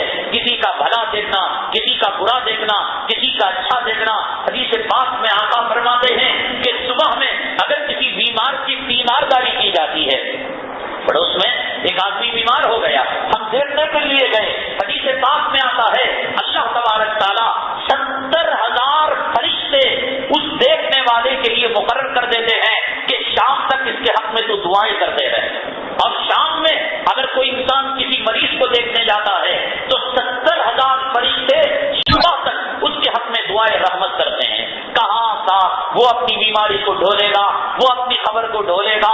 ये अपार्टमेंट क्या है, ये घर क्या है, ये सकीना मंजिल, ये आयशा मंजिल, ये जैनब मंजिल, ये जोरू के गुलामों का ताजमहल क्या है। एक जिंदा खबर है, उस खबर के अंदर उसका अजाब वो भुगत रहा है। जैसे खबर वाला दूसरे खबर की हालत को नहीं जानता। एक खबर वाला जन्नत की खिड़की उसके खबर में खुली है और बगल में एक खबर है, उसके खबर के अंदर बेनमाजी और गुनहगार होने की वजह से जहन्नम की खिड़की खुली है, लेकिन उसकी खिड़की की गर्मी जहन्नम की इस खबर में नहीं आती और इसके खबर के अंदर जन्नत की जो खिड़की खुली है इसकी रोशनी वहां नहीं जैसे नहीं जाती। ऐसे आज ये क्या ही बिल्डिंग है, ये बिल्डिंगे, ये कार, ये जिंदा खबर है। उसकी बीमारी को वो धोकर पी रहा है, उसकी गुर्बत में वो मर रहा है, उसकी अमीरी में वो ठाटे मार रहा है, उसकी शाहाना जिंदगी और रॉयल फैमिली में वो मौज मस्ती कर रहा है। उसको इसका पता नहीं, इसको उसका पता नहीं। इंसानियत का जनाजा निकल चुका है, अखलाक का जनाजा निकल चुका है, इकराम बाकी नहीं रहा, एहतराम बाकी नहीं रहा। आकाए दो आलम जनाब मोहम्मद रसूलुल्लाह सल्लल्लाहु अलैहि वसल्लम ने इरशाद फरमाया, मन लम यरहम सगीरना वलम युअक्किर कबीरना फलैसा मिन्ना। जो हमारे छोटों पर रहम ना करे, जो हमारे बड़ों की इज्जत ना करे, आका ने फरमाया वो हमारी जमात ही से निकल जाए, वो उम्मत मोहम्मदिया में रहने के लायक नहीं है, वो मुसलमानों की जमात में रहने के लायक नहीं है। अरे भाई, मैंने आपको बताया कि दुनिया के अंदर जो सबसे मुकद्दस तरीन रिश्ता है, कौन सा रिश्ता? सास बहू का रिश्ता या दामाद और मैंने बताया था ये इमाम और मुक्तदियों का रिश्ता। इमाम गायब हो जाता है, बीमार हुआ, लंगड़ा हो गया, लूला हो गया, हॉस्पिटल में एडमिट है।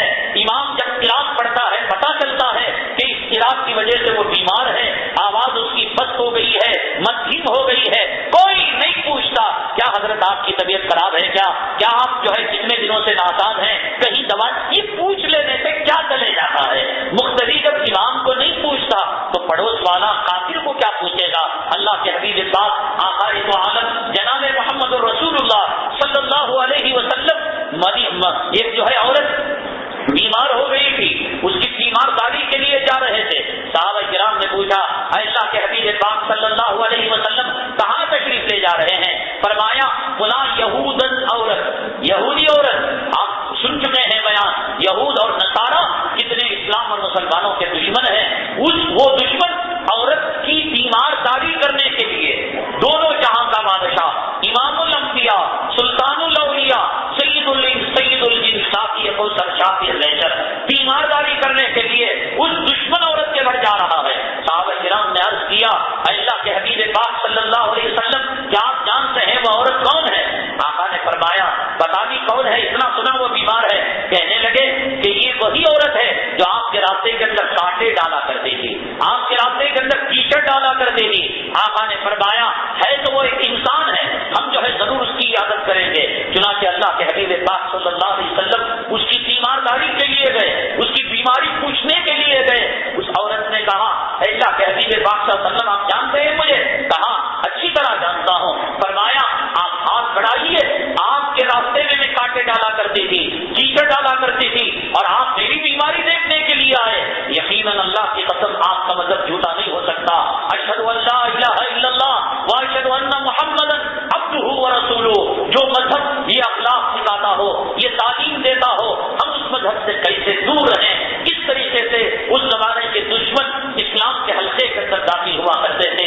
اللہ کے حبیب پاک صلی اللہ علیہ وسلم کی تعلیم یہ تھی کہ دشمنوں کے ساتھ بھی تم نیک سلوک کیا کرو, اس سے سلوک کیا کرو. ایک مہمان آپ کے گھر آیا اور آپ کو تکلیف دینے کے خاطر کہنے لگا اے اللہ کے حبیب پاک صلی اللہ علیہ وسلم, مہمان کی خاطر توازن, آپ کا دستور اور قانون یہ تھا کہ مہمان مسجد نبوی میں آتے تو آپ تقسیم کر دیتے. ابو بکر تمہارے گھر میں غلہ ہے, تم 2 مہمانوں کو لے کر جاؤ. عمر تمہارے گھر میں کتنا ہے؟ 3 کا, 4 کا, 1 کا. وہ کہتے 1 کا, تم 1 کو لے کر جاؤ. ایک مہمان تھا جس کو کوئی لینے کے لیے تیار نہیں. اس کی شرارت اور اس کی بدماشی سارے لوگ جانا کرتے تھے, کوئی لینے کے لیے تیار نہیں. آقا نے فرمایا ٹھیک ہے بھائی, تمہیں کوئی صحابی لینے کے لیے تیار نہیں ہے, چلو میرے گھر میں 1 پیالہ بکری کے دودھ کے علاوہ تمہیں کچھ نہیں ملے گا. اگر تم راضی ہو تو محمد کے گھر میں آ سکتے ہو صلی اللہ علیہ وسلم. تو اس نے مان لیا, کہیں اور نہیں تھا. تو چنانچہ آقا کے گھر گیا اور جا کر جب دودھ کی پیالی پیش کی گئی تو کہنے لگا اے آقا, میزبان کا حق ہے کہ مہمان کا پیٹ بھرے, میرا تو پیٹ نہیں بھرا. وہ تو دشمن تھا, آقا کی ازواج مطہرات کو تکلیف دینا چاہتا تھا, آپ کی گھر والیوں کی حرم سراؤں کو وہ اذیت دینا چاہتا تھا, وہ کھانا پینا نہیں چاہتا تھا, وہ تکلیف دینا چاہتا تھا. تو چنانچہ پیا پیا پیا پیا, پیٹ بھی بھر گیا اور پینے لگا, پیٹ بھرا اور پینے لگا. جب اسے یقین ہو گیا ساری بکریوں کا دودھ سوکھ گیا ہے تھنوں سے, اب آقا کے گھر والوں کے لیے خطرہ بھی دودھ باقی نہیں, تو کہا کہ ٹھیک ہے. اب آدھی رات ہوئی تو بدہضمی ہو گئی. جب اتنا کھایا اور اتنا پیا تو بدہضمی ہونا تھا, فوڈ انفیکشن ہونا تھا. تو میں نے بتایا وہ زمانہ اٹیچ باتھ روم کا زمانہ نہیں تھا کہ دروازہ کھولا اور دھڑا دھڑ انسان بیت الخلا کرنے لگا. جانا تھا جنگل کو, سوچا کون رات میں جنگل کو جائے گا, تو اس نے آقا کے بسترے کو ناپاک کر دیا. اس نے بیت الخلا کر دیا, کرنا تو تھا کر دیا. جب آقا تہجد کے لیے اٹھے, آہٹ محسوس ہوئی, کہا کہ میری گرفتاری چھڑائیں گے آقا. صحابہ کرام کو بول کر کہ جی کھلا کر پلا کر یہ گرفتاری آ گئی, آقا صحابہ کو کہیں گے تو مجھے وہ صحابہ مار دیں گے. جب آقا دو عالم صلی اللہ علیہ وسلم تہجد کے لیے اٹھے, آہٹ محسوس ہوئی, چپکے سے اس کو لپیٹ کر بسترے کو رفو چکر ہو گیا, کہیں چلا گیا. آقا دو عالم صلی اللہ علیہ وسلم کا معمول تھا کہ نمازوں سے فراغت کے بعد مہمان کو آپ دیکھا کرتے تھے کہ کہیں کوئی تکلیف تو نہ ہو. دیکھا کہ مہمان غائب ہے اور اس نے بسترے پر گندگی کر دیا ہے. آقا دو عالم صلی اللہ علیہ وسلم فجر کی نماز ادا کرنے کے بعد اس بسترے کو لے کر چاہتے تو ابو بکر کو حکم دے سکتے تھے, عمر فاروق کو حکم دے سکتے تھے, اور کسی آسمان کے فرشتے کو کہہ سکتے تھے, یا آپ اپنی دعاؤں اور معجزے سے اس بسترے کو صاف کر سکتے تھے. لیکن آقا نے امت کو تعلیم دی, انسانیت بھی کوئی چیز ہے, اخلاق بھی کوئی چیز ہے, ہمدردی بھی کوئی چیز ہے, مہمانوں کی خدمت اور انسانیت کا اکرام بھی کوئی چیز ہے. دونوں جہاں کا سردار امام الانبیاء جس نے معراج میں 1,24,000 پیغمبروں کی امامت کی, اپنے دشمن مہمان کا پاخانہ لگا بسترے کو لے کر کنویں کے پاس صاف کرنے کے لیے جا رہے ہیں. زمین نے اس منظر کو دیکھا ہوگا تو کیا کہا ہوگا. آسمان کے فرشتے جب اس منظر کو دیکھے ہوں گے تڑپ گئے ہوں گے, بلک گئے ہوں گے, آنکھوں سے آنسوں کے قطروں کی دریا بہہ چکی ہوگی. لیکن آقا ایسے جا رہے ہیں. اتفاق کی بات یہ ہے کہ وہ جو دشمن مہمان تھا وہ بھی کسی کام سے کنویں کے پاس پانی کے پاس آیا, دیکھا کہ آقا بنفس نفیس بسترے کو لے کر دھونے کے لیے آئے ہوئے ہیں. اب دیکھا کہ آقا آ چکے ہیں, سر سر کانپنے لگا اور آپ کے قدموں پر گر گیا اور رونے لگا. معاف کر دیجئے, آپ نے میرے ساتھ احسان کیا, جس برتن میں نے کھایا ہے اسی برتن میں نے سوراخ کر دیا ہے. آقا دو عالم صلی اللہ علیہ وسلم نے اپنے ہاتھوں کو دھویا اور چمٹ گئے اور سینے سے لگا لیا. یہ نہیں کہا کہ تو نے میرے رات میں بسترے کو گندا کر دیا. آقا نے فرمایا میرے بھائی, مہمان اللہ کی رحمت کا ایک جو ہے فرسودہ مہمان ہوا کرتا ہے, اللہ کی رحمت کی ایک نشانی ہوا کرتی ہے. میں جب نماز پڑھ کر تیرے کمرے میں آیا اور تیرے بسترے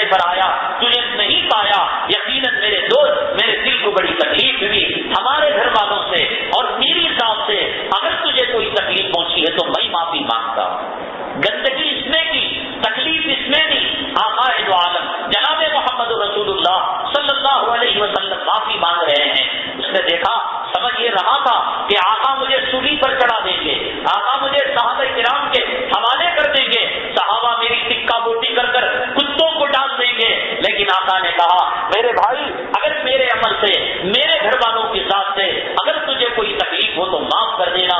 اتنا سننا تھا وہ قدموں پر گر گیا اور کہنے لگا اشہد ان لا الہ الا اللہ واشہد ان محمدا عبدہ ورسولہ۔ اے محمد صلی اللہ علیہ وسلم، جو مذہب اتنا اعلیٰ تعلیم دیتا ہو، اتنے اخلاق کی تعلیم دیتا ہو، میرے رب کی قسم وہ مذہب جھوٹا نہیں ہو سکتا۔ یہ آقا کی تعلیم تھی، مہمانوں کے ساتھ حسن سلوک تھا۔ صحابہ کرام کی آپ نے یہ تربیت فرمائی تھی کہ گھر کے اندر کھانا ایک ہوتا اور مہمان دو ہوتے تو آپس میں میاں بیوی سرگوشی کر لیتے کہ دیکھو ہم جو ہے چراغ کے اندر بیٹھیں گے، تم جھک کر ذرا ہوا کے جھونکے سے چراغ کو بجھا دینا، میں کھانے کی ایکٹنگ کروں گا اور مہمان کھانا کھا لے گا، میں کھانے کی چبانے کی آواز کروں گا، مہمان یہ سمجھے گا کہ میزبان بھی کھا رہا ہے۔ نیتیں صاف تھی، کھلانے والے کی بھی، کھانے والے کی بھی، گھر والے کی بھی، اللہ کی رحمتیں آتی تھی، اللہ کی طرف سے برکتیں آتی تھی۔ ہم نے بچپنے میں ماحول دیکھا کہ ہمارے گھر والے، والدہ اور بھائی وغیرہ کسی کے یہاں مہمان جاتے، جب نکلتے دونوں طرف سے آنسو کے قطرے نکلا کرتے تھے، وہ ان کو کہتا معاف کر لو، یہ ان کو کہتے معاف کر لو۔ اب یہ ہے کہ مہمان ڈاکہ ڈالنے کی طرح، قلعے کو فتح کرنے کی طرح بات سن کر گھر میں پہنچتا ہے، یہ آنے والے کی بھی نیت برابر نہیں ہے، اور جب گھر میں پہنچتے ہیں تو وہ بھی یہ کہتے ہیں کہ ابھی وہ کھانا تو رات کا ہے، اسے اٹھا کر وہ گوشت کو چھپا دیتی ہے اور دوسرے قسم کا کھانا، معمولی قسم کا چاول اور معمولی قسم کی سبزی پکانے لگتی ہے۔ نیتیں ہر طرف سے خراب ہیں، بگاڑ ہر طرف سے ہے، اس وجہ سے آج کہیں سکون نہیں ہے، آج کہیں امن نہیں ہے، انسانیت نکل چکی ہے، احترام نکل چکا ہے۔ ماں باپ اولاد کے لیے جی رہے ہیں، اولاد ماں باپ کے لیے جی رہے ہیں، دنیا میں انسان نام کی کوئی چیز نہیں۔ جو مذہب جانوروں کے ساتھ حسن سلوک کی تعلیم دیتا ہو، جو مذہب کتے اور خنزیر کے ساتھ ہواؤں میں اڑنے والے پرندوں کے ساتھ نیکی کی تعلیم دیتا ہو، آج اس مذہب کے ماننے والے خون کے پیاسے ہو چکے ہیں، درندے ہو چکے ہیں، اللہ کی قسمیں کھا کر زمینیں ہڑپ رہے ہیں، جائیداد ہڑپ رہے ہیں، جھوٹی رسیدیں بنا کر اللہ کے نام کا مال کھا رہے ہیں۔ میں تو 1000 مرتبہ یہ بات کہتا ہوں کہ آج نہ داڑھی والوں پر اعتبار ہے، نہ چلے اور جماعتوں والوں پر اعتبار ہے، نہ مولویوں پر اعتبار ہے۔ اب تو لوگ دھوکہ حضرت جبرائیل کو بھی دے دیں گے، اب تو لوگ دھوکہ، اللہ بھی رومال پہن کر داڑھی رکھ کر دنیا میں آ جائے تو لوگ اللہ کو بھی دھوکہ دینے سے پیچھے نہیں ہٹیں گے۔ حل من مزید جو جہنم کی پکار ہے، حدیث پاک میں آتا ہے اللہ تعالیٰ جہنمیوں کو جب جہنم کے اندر ڈال دیں گے تو جہنم اللہ سے کہے گی میرا پیٹ نہیں بھرا، اور بھی دے، اور بھی دے، اور بھی دے۔ آج ہر انسان، ہر مسلمان کا پیٹ جہنم ہے۔ صبح میں کاروبار 7-10 بجے تک کر کے آ جاتا ہے، دوپہر میں کپڑوں کا کاروبار کر لیتا ہے، سائڈ میں گھر کی بروکری کا کاروبار کر لیتا ہے، بچے گاڑیوں کی جو ہے بروکری کا کاروبار کر لیتے ہیں، کرایہ آتا ہے اور شیئر ہولڈر ہے، وہاں سے منافع آتا ہے، بینک سے فکسڈ ڈپازٹ کا پیسہ آتا ہے۔ پہلے گھر کا بڑا ایک کماتا تھا، 17 کھاتے تھے، خاندان والوں کو پالا جاتا تھا، عید میں تحفے تحائف لیے جاتے تھے، دیے جاتے تھے، گھر میں عمدہ پکتا سارے گلی والوں کو اور سارے محلے والوں کو طبق کے اندر اوپر سرپش اڑا کر ایک دوسرے گھروں کو کھانا پہنچایا جاتا تھا۔ اب وہ جہنم کا جو نعرہ انسان جہنم میں پہنچنے کے بعد آتا تھا، آج ہر پیٹ کی آنتیں حل من مزید، حل من مزید، 100 کروڑ مجھے نہیں چاہیے، مجھے 200 کروڑ چاہیے، مجھے 100 ایکڑ نہیں چاہیے، 101 ایکڑ چاہیے، مجھے ایک کاروبار نہیں، مجھے 2 کاروبار، دن میں کال سینٹر، رات میں زمینوں کی بروکری، دن میں فروٹ کا دھندا، رات کے اندر جو ہے گھروں کی بروکری کا دھندا، سائڈ میں گاڑیوں کا دھندا، یہ دھندا وہ دھندا، اور پریشانی، بیماریاں، مصیبتیں، ایک ڈکشنری ختم نہ ہو اور ایک کتاب ختم نہ ہو۔ اس کا علاج کیا ہے اور اس بیماری کی وجہ کیا ہے؟ اس بیماری کی پہلی وجہ میں نے آپ کے سامنے عرض کی کہ ہم نے دوسروں پر رحم کرنا چھوڑ دیا، ہم نے دوسروں کو پہچاننا چھوڑ دیا۔ حدیث پاک میں سرور کون آقا دو عالم جناب محمد رسول اللہ صلی اللہ علیہ وسلم نے اپنی راحت اور اپنی آرام کا جو نسخہ بیان کیا، وہ نسخہ یہ نہیں بیان کیا کہ خود بلڈنگیں بن لو، خود کمانے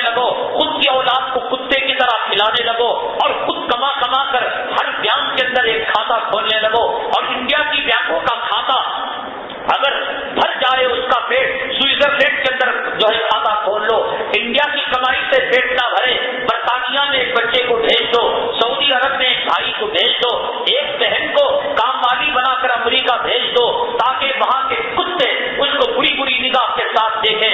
یہ آج کا انسان کر رہا ہے۔ حدیث یہ کہتی ہے ارحموا من فی الارض یرحمکم من فی السماء، اے لوگو اللہ کا رحم تم چاہتے ہو، اللہ کا کرم تم چاہتے ہو، سکون تم چاہتے ہو، عزت تم چاہتے ہو، عافیت تم چاہتے ہو، یہ نہیں کہا کہ تم بزنسوں کو بڑھاؤ۔ ارحموا من فی الارض، دوسروں پر رحم کرو، یرحمکم من فی السماء، زمین والوں پر رحم کرو، آسمان والا تم پر رحم کرے گا۔ آسمان کے رحم کو، آسمان کے کرم کو، آسمان کی رحمتیں اور برکتوں کو اگر تم ریسیو کرنا چاہتے ہو تو اینٹینا جو لگانا ہوگا وہ دوسروں پر رحم کا اینٹینا لگانا ہوگا، دوسروں پر کرم کا اینٹینا لگانا ہوگا، اخلاق اور حسن سلوک کا جو ہے برتاؤ کرنا پڑے گا۔ جیسا تم دوسروں کے ساتھ سلوک کرو گے اللہ تعالیٰ تمہارے ساتھ وہ سلوک کرے گا۔ دوسروں کو ڈبانے کی فکر کرو گے، دوسروں کو دھوکہ دو گے، دوسروں کے ساتھ وقت کی پابندی نہیں کرو گے، دوسروں کا قرض لے کر چبا ڈالو گے، یتیموں کا مال ہڑپ کر ڈالو گے، اور یہاں تہجد کے اندر ہاتھ اٹھا کر دعا کرو گے اے اللہ میری جوروں کو اچھا کر دے، اے اللہ میرے قرض سے مجھے نجات دے دے۔ تم مرتے مر جاؤ گے، تمہارے مرنے کے بعد کے کفن کو اور مرنے کے بعد کی قبر کی مٹی کو بھی گروی رکھا جائے گا، تو اللہ جو ہے تمہارے اوپر سے قرض کے بوجھ کو نہیں ہٹائے گا۔ ارحموا من فی الارض یرحمکم من فی السماء، زمین والوں پر رحم کرو، آسمان والا تم پر رحم کرے گا، آسمان والا تم پر کرم کرے گا۔ انسانیت اخلاق کا جو سبق اور جو کردار لے کر آئے آقا، اس کو اللہ کے قرآن نے کلام پاک کے 29ویں پارے میں رب کائنات نے کہا نون والقلم وما یسطرون ما انت بربک بمجنون وانک لعلی خلق عظیم۔ اے محمد صلی اللہ علیہ وسلم، ہم نون کی قسم کھاتے ہیں، ہم اس قلم کی قسم کھاتے ہیں جو تقدیروں کو لکھنے والا ہے، اور قلم قسم کھا کر کہتے ہیں انک لعلی خلق عظیم۔ اے محمد صلی اللہ علیہ وسلم، اخلاق کے سب سے بلند مرتبے پر آپ فائز ہو۔ جس جو ہے قوم کا نبی، جس امت کا نبی، اللہ نے اس کو یہ خطاب دیا انک لعلی خلق عظیم کہ تو اخلاق کے سب سے بلند مرتبے پر فائز ہے۔ آج بھائی بھائی کا، انسان کا، پڑوس کا، خاندان والے کا پوچھو جا کر میری اماں بیمار ہے ذرا دوائی کے لیے پیسے دے دے، اتنی بڑی فقیری بتائے گا، جی چاہے گا کہ خود اسے آدھی روٹی کھلا کر واپس آ جائے۔ پھر قریب میں بچے کی شادی ہوگی اور بیٹی کی بدائی ہوگی، دیکھ کر آنکھیں پھٹ جائیں گی، یہی وہ انسان ہے کل میں اس کے پاس تقاضا لے کر گیا تھا، خون کے آنسو رویا تھا اور مصیبت کا دریا بہایا تھا۔ آج دیکھو کتنی نعمتیں اس کے پاس ہیں اور کتنا فراغ دلی کے ساتھ یہ جے محل کرائے پر لیا ہے، یہ کلیانہ منڈپ لیا ہے، گھنٹے 2 گھنٹے کی کاروباری کے لیے لاکھوں روپے یہ خرچ کر دیا ہے۔ میری ماں یہ انجیکشن کے لیے تڑپ رہی تھی، میرا بچہ اسکول کے ایڈمیشن کے لیے تڑپ رہا تھا، آج کتوں کو ہڈیاں کھلانے کے لیے، آج بھیڑوں چماروں اور سیاسی کتوں کا پیٹ بھرنے کے لیے کتنے قسم کے کھانے، مرغ ہیں، 10 قسم کا مرغ پکا ہے، بریانی ہے، حیدرآبادی بریانی ہے، سعودی بریانی ہے، ایرانی بریانی ہے، مٹن بریانی ہے، چکن بریانی ہے، ویجیٹیبل بریانی ہے، مٹھے ہیں، سینکڑوں قسم کے ہیں۔ مولا کیا یہ وہی آدمی ہے جو میری ماں کے انجیکشن کے لیے پیسے نہیں دیا تھا، میرے بچے کے اسکول کے داخلے کے لیے کتابوں کے لیے فیس نہیں دیا تھا؟ آج میرا بچہ بمبن کے ہوٹل میں جا کر بھیڑوں چماروں کے جھوٹے برتن دھو رہا ہے۔ مولا میرے بچے کی جہالت کا، میرا بچہ پک پاکٹر ہو گیا، میرا بچہ جو ہے آج چور چکا ہو گیا، میں نہیں، یہ ذمہ دار ہے۔ اللہ نے میرے بچے کی امانت اسکول کی اس کے جیب کے اندر رکھی تھی، اللہ نے میرے بچے کی، میری ماں کی دوائی کی، انجیکشن کی قیمت اس کے جیب میں رکھی تھی، میری ماں کے جنازے کا ذمہ دار، میری ماں کی موت اور شہادت کا ذمہ دار اے اللہ یہی ہے۔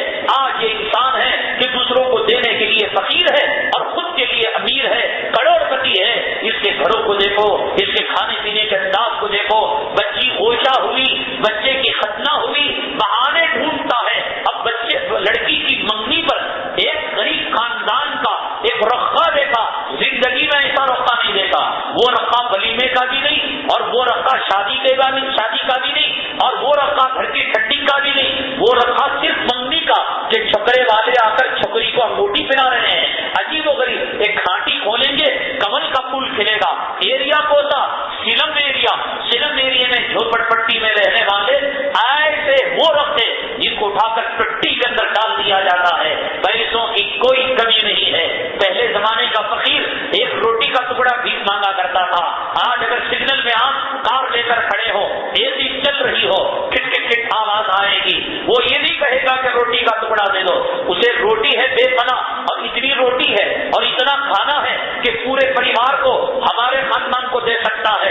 اسے چاہیے ڈرگس کے لیے پیسہ، اسے چاہیے جو ہے قیمتی سگریٹ پینے کے لیے پیسہ چاہیے، اسے چاہیے بڑی بڑھیا اے سی تھیٹر کے اندر فلم دیکھنے کے لیے پیسہ چاہیے۔ آج کا فقیر بھی روٹی کا سوال نہیں کرتا اور نوالے کا سوال نہیں کرتا۔ اتنے نوالے اور اتنی روٹیاں ہیں، میں نے رمضان میں زکات کے بیان میں عرض کیا تھا کہ سینکڑوں فقیر میری نگاہ میں ایسے ہیں کہ وہ صاحب نظام ہے، وہ زکات دینے کے لائق ہیں۔ آج کا فقیر بھی امیر ہے، آج کا فقیر جو سوال کرتا ہے وہ جو ہے شراب پینے کا سوال کرتا ہے، ڈرگس لینے کا سوال کرتا ہے، وہ امپورٹڈ سگریٹ پینے کے لیے سوال کرتا ہے، وہ ماڈرن سنیماؤں کے اندر اپنی بیوی کو اور اپنی بچی کو، اپنی گرل فرینڈ کو لے کر جا کر سنیما دیکھنے کا سوال کرتا ہے۔ روٹیوں کا سوال، دو لقموں کا سوال، ایک وقت کے کھانے کا سوال اور جسم پر چنی ڈال کر شرمگاہ چھپانے کا سوال، یہ تو ہمارے باپ دادا کے زمانے کا، جہالت کے زمانے کے فقیر کیا کرتے تھے، جو صرف جمعرات کو آیا کرتے تھے اور جمعرات میں یہ سمجھ کر کہ جمعہ کے دن مسلمان صدقہ کرتا ہے، خیرات کرتا ہے، وہ صرف جمعرات کے فقیر ہوا کرتے تھے۔ اب سگنل کے ہر موڑ پر آپ کو فقیر ملے گا جو ماڈرن فقیر ہوگا، اس کے جیب میں موبائل بھی ہوگا، ان کا کوئی گروہ لیڈر بھی ہوگا، ان کا ایریا بٹا ہوا ہوگا، جیسے ایک تھانے کا ایریا ہوتا ہے، ایک MLA کا ایریا ہوتا ہے، ایک MP کا ایریا ہوتا ہے۔ کہنے کا مطلب یہ ہے اللہ نے فقیروں کو بھی مالا مال کر دیا، اللہ نے فقیروں کو بھی نعمتوں سے نواز دیا، اور ناشکری اس کی کوئی حد نہیں، اس کی کوئی انتہا نہیں۔ ہر نفس پریشان، ہر انسان پریشان، ہر گھر جھگڑے والا۔ آپ جریدوں کے اندر، اخباروں میں، رسائل کے اندر سوال جواب کا کالم آتا ہے۔ سوال جواب میں کیا پوچھتے ہیں لوگ؟ کیا یہ پوچھتے ہیں حضرت وضو میں کتنے فرض ہیں اور غسل کی کتنی سنتیں، مسجد جانے کے کیا آداب ہیں؟ پوچھتے ہیں۔ اگر وہ عملیات سے تعلق رکھنے والا سوال و جواب کا کالم ہو، میری بیوی کو میں قابو میں کرنے کا طریقہ کیا؟ عورتیں پوچھتی ہیں میرے شوہر کو غلام بنانے کا طریقہ کیا؟ ماں باپ پوچھتے ہیں اولاد کو قابو کرنے میں طریقہ کیا؟ اولاد پوچھتے ہیں کہ ماں باپ کو بزرگوں کے گھر میں ٹھکانہ لگانے کی جگہ کیا؟ جو ماں باپ اپنی اولاد کو خون جگر دے کر سنجا تھا، جس ماں نے اپنے پیٹ کے اندر 9 مہینے رکھ کر خون سے پالا تھا، یہ بڑا ہو کر لئی مار کر شادی کرتا ہے اور اس جوڑو کا غلام بن کر اور اس لڑکی کا حیض و نفاس چاٹ کر کہتا ہے کہ دنیا بھر کے بوڑھے چلے گئے، یہ لائق ہے نالائق بوڑھا رہ گیا۔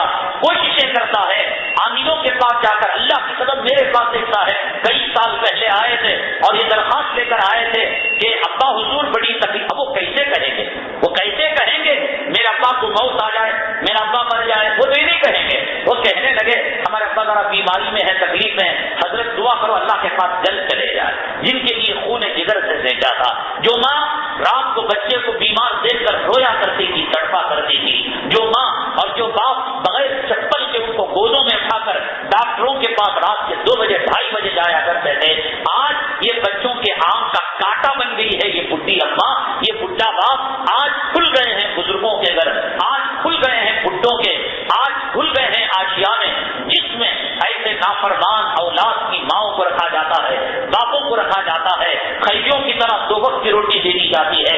ان کے منہ سے اللہ اللہ کے ذکر کے بجائے وہ بچوں کو دیکھنے تڑپ جاتے ہیں، وہ نمازوں کو دیکھنے تڑپ جاتے ہیں، وہ پوتروں کو دیکھنے تڑپ جاتے ہیں۔ شادی ہوتی ہے لیکن اس کے کمرے میں ماتم ہوتا ہے، جنازے نکلتے ہیں لیکن اس کو پتا نہیں ہوتا یہ انسانیت ہے، یہ اخلاق ہے، یہ آج کے زمانے کا ماحول ہے۔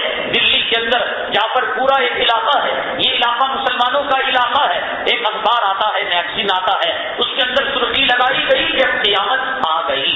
ہمارے رونگٹے کھڑے ہو گئے کہ قیامت کہاں آ گئی؟ ہم نے کیا تیاری کی قیامت کے لیے؟ نہ نمازیں درست ہیں، نہ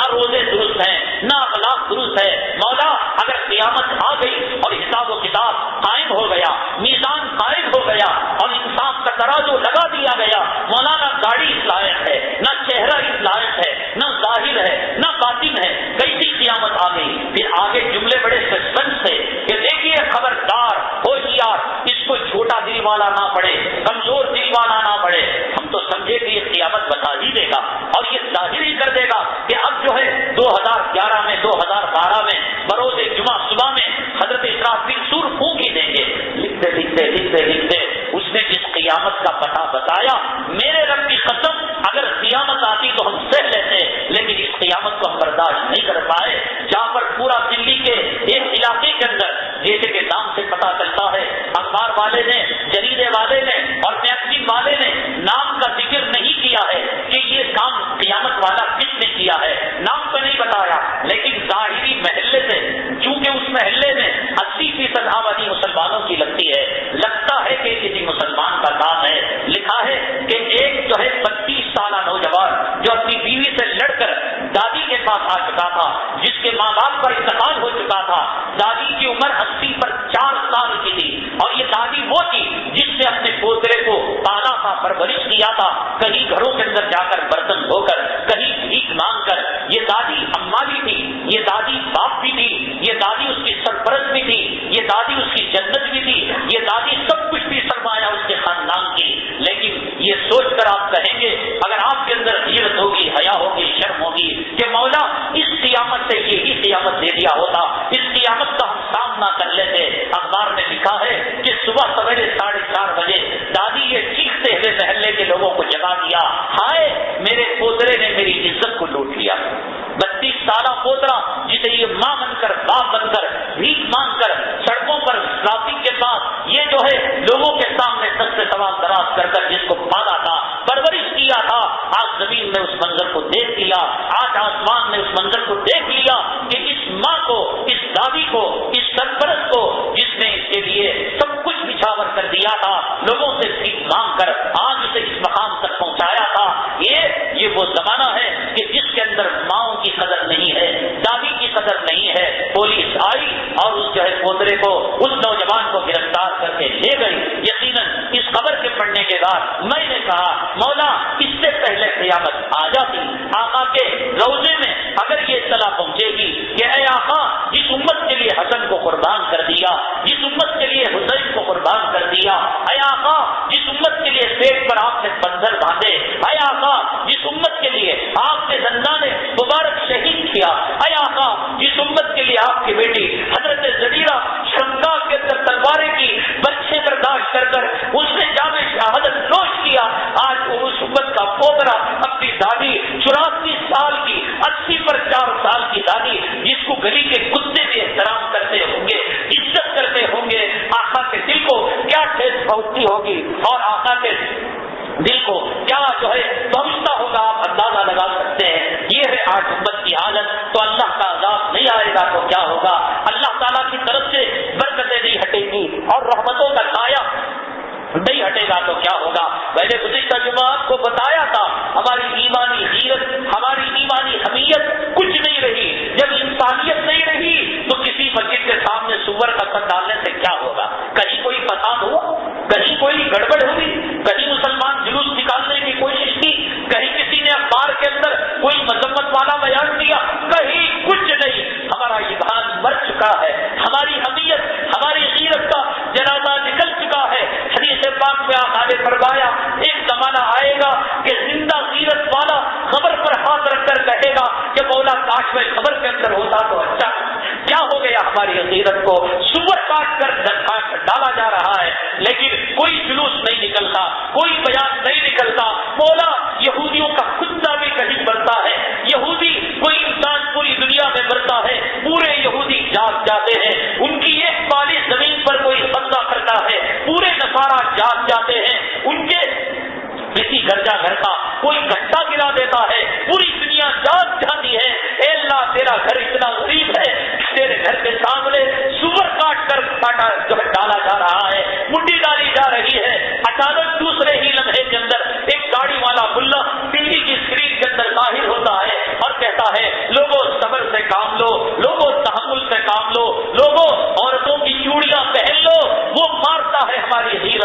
وہ نکالتا ہے ہماری حمیت کے جنازے کو.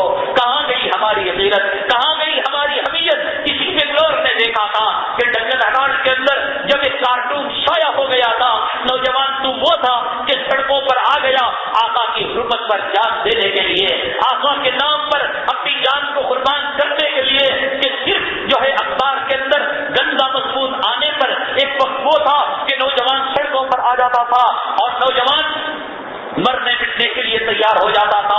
اگر کوئی یہ کہے گا کہ کرنے سے کیا ملے گا, صرف پولیس ہمیں مارے گی, ہمیں جیلوں کے اندر ڈالے گی, کیا نہ کرنے سے پولیس نے تمہیں معاف کر دیا ہے؟ کیا نہ کرنے سے تم جیلوں کے اندر نہ ہو؟ کیا تم نہ کرنے سے لاک اپ کے اندر جوتے نہیں کھا رہے ہو؟ کیا تم نہ کرنے سے پولیس ہمارے علماء کو پیشاب نہیں پلا رہی ہے؟ کیا نہ کرنے سے حیدرآباد کے نوجوانوں کو الٹا لٹکا کر جو ہے ان کی پیشاب کی جگہ کرنٹ کے جھٹکے نہیں دے رہی ہے؟ کیا بچ گئے ہم پولیس کے ظلم سے؟ کیا جیلیں ہم سے خالی ہو گئی؟ جب جیل بھرنا ہمارا مقدر ہے, پولیس کے ڈنڈے کھانا ہمارا مقدر ہے, اور جوتے کھانا ہمارا مقدر ہے, کرنٹ کے جھٹکے لگانا ہمارا مقدر ہے. نوجوانوں, اسلام کے لیے اور ہماری مسجدوں کے تقدس کے لیے ہماری مسجد کا جو معاملہ آیا ہے اتنا نازک آ گیا ہے, اتنا نازک آ گیا ہے, ممکن ہے کہ وہ بلڈوزر لے کر عیدگاہ کو شہید کر دے گا. میں نے دوستوں سے کہا کہ اب عیدگاہ بھی شہید ہو جائے گا. مسلمان یہ کہے گا اے اللہ تو مسلمانوں پر رحم کر, اور ذمہ گوڑا کو یہی کہے گا, وہ جائے گا نہیں. ہماری غیرت, ہماری حمیت, ہماری مردانیت, ہمارا ایمان و اسلام کے نام پر مرنا جینا اب ختم ہو چکا ہے. وہ بیوقوف تھے جو بابری مسجد کے نام پر سڑکوں پر آ گئے تھے, وہ بیوقوف نادان تھے جو ڈنگل ہراڑ کے جو ہے اذہانت آمیز مضمون پر سڑکوں پر آ گئے تھے. کافروں کے حوصلے بلند ہو چکے ہیں, وہ جوان ہو چکے ہیں. پہلے کا کافر مسلمان سے ڈرتا تھا, اپنے کو کافر بتانے سے شرماتا تھا. آج کا کافر, ایک صاحب نے بتایا کہ مکان لینے کے لیے گئے اور اس کے چہرے پر داڑھی تھی, تو اس نے عدل اعلان فخری انداز میں کہا کہ معاف کرنا, ہم مسلمانوں کو مکان نہیں دیتے. اتنا گر گیا ہے مسلمان, اللہ سے ناطا توڑ کر, نبی سے ناطا توڑ کر, بدکاری کر کر, عیاشی کر کر, آج کرکٹ پلیئروں کی تصویریں اپنے بنیاد ٹی شرٹ پر ڈال کر فلموں میں ناچنے گانے والوں کی زندگی کو اپنا کر آقا کی لعنت کا دور اور اللہ کی لعنت کا دور آج کا مسلمان اپنے گلے کے اندر ڈال چکا ہے اور تباہی اور بربادی کے دہانے پر جا چکا ہے. آج کا انسان دیکھ سکتا ہے, نہ بلڈنگیں قائم ہیں, نہ عمارتیں قائم ہیں, نہ دولت قائم ہے. دیکھو نیپال کا جو بادشاہ, ایک صدی سے ان کے خاندان کے اندر بادشاہت چلی آ رہی تھی, شاہ گیانندر. اب جو ہے ایک مہینہ 2 مہینے کچھ مہینے پہلے اس بادشاہ کی حالت کیا تھی, کتنی فوج تھی, کتنی عمارت تھی, کتنے کروڑوں کا ساتھا تھا, کتنی گائیں بکریاں تھی, اس کے محل کی خوبی کیا تھی. آج نیپال کی حکومت بدل گئی, وہاں جمہوریت اور سیکولرزم آ گیا. 100 سال ایک صدی سے بغیر تاج کا جو بادشاہ تھا اور بغیر جو ہے الیکشن کے سلیکشن کے جو شاہانہ حکومت کیا کرتا تھا, آج وہ جو ہے اس کی دولت کو چھین لیا گیا ہے. آج وہ روڈ کا ہو گیا ہے, آج وہ کرائے کے مکان میں رہتا ہے, آج اس کے جانوروں کو چھین کر محکمہ زراعت کو دے دیا گیا ہے, اس کے 100 کروڑ کے اثاثے کو چھین کر حکومت کی ملکیت میں داخل کر دیا گیا ہے. دیکھو, آنکھوں سے دیکھو, قوم ثبوت قوم آپ کو دیکھنے کی ضرورت نہیں. تمہارے ملک کی سرحد سے لگی ہوئی ملک نیپال, جس کو جانے کے لیے ویزے کی بھی ضرورت نہیں ہے, پاسپورٹ کی بھی ضرورت نہیں ہے, گھومتے گھامتے کبھی جا کر دیکھو.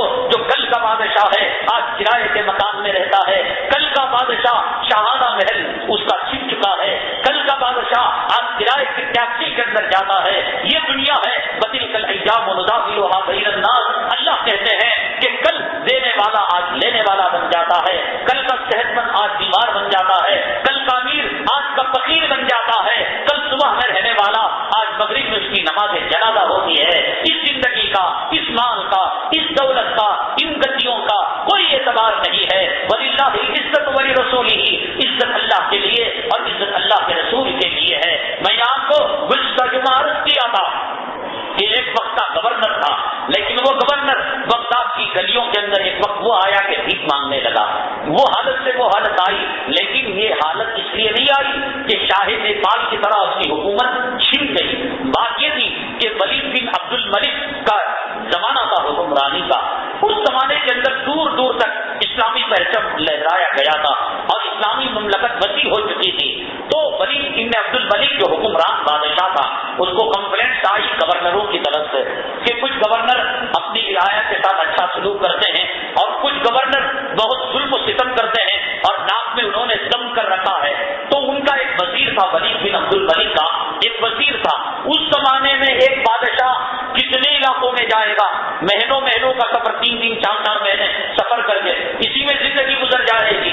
تو ولید بن عبد الملک نے کہا کنٹرول میں لانے کے لیے بادشاہ اپنے فرما رواؤں کو یہ حکم تم جاری کر دو کہ گورنروں کو بادشاہ انعام سے نوازے گا، سارے گورنر بادشاہ کے محل میں جمع ہو جائیں، جس کی کارکردگی اچھی ہوگی بادشاہ اسے انعام سے نوازیں گے۔ تو چنانچہ سارے گورنر آ گئے، بادشاہ جس کی کارکردگی اچھی تھی اس کو انعام سے نوازا اور جس کو انعام نہیں ملا وہ سمجھ گیا کہ بادشاہ مجھ سے خفا ہے۔ پھر دوسرے دن بادشاہ نے ان لوگوں کو جن کو گرین لباس گویا گرین کارڈ دیا، وہ گرین لباس ہریا لباس اس بات کی علامت تھی کہ وہ بادشاہ سے جب چاہے مل سکتے ہیں، کوئی دربان اور کوئی وزیر ان کو درمیان میں نہیں آ سکتا۔ ان لوگوں کی اس نے دعوت کی، ولید بن عبد الملک نے دوسرے دن جن لوگوں کو انعام ملا، انعام یافتہ گورنروں کی دعوت کی، دعوت کے لیے بیٹھے ہوئے تھے، بادشاہ ان کو خطاب کر رہا تھا۔ تو اتنے میں ایک گورنر کو چھینک آئی۔ اب چھینک جو آئی تو ناک میں کبھی کبھی رنگ آنے لگتا ہے، اس نے بہت کوشش کی اس کے چھینک کو دبانے کے لیے، لیکن جو ہے وہ چھینک آنی ہی تھی، ناک میں گندگی آ گئی۔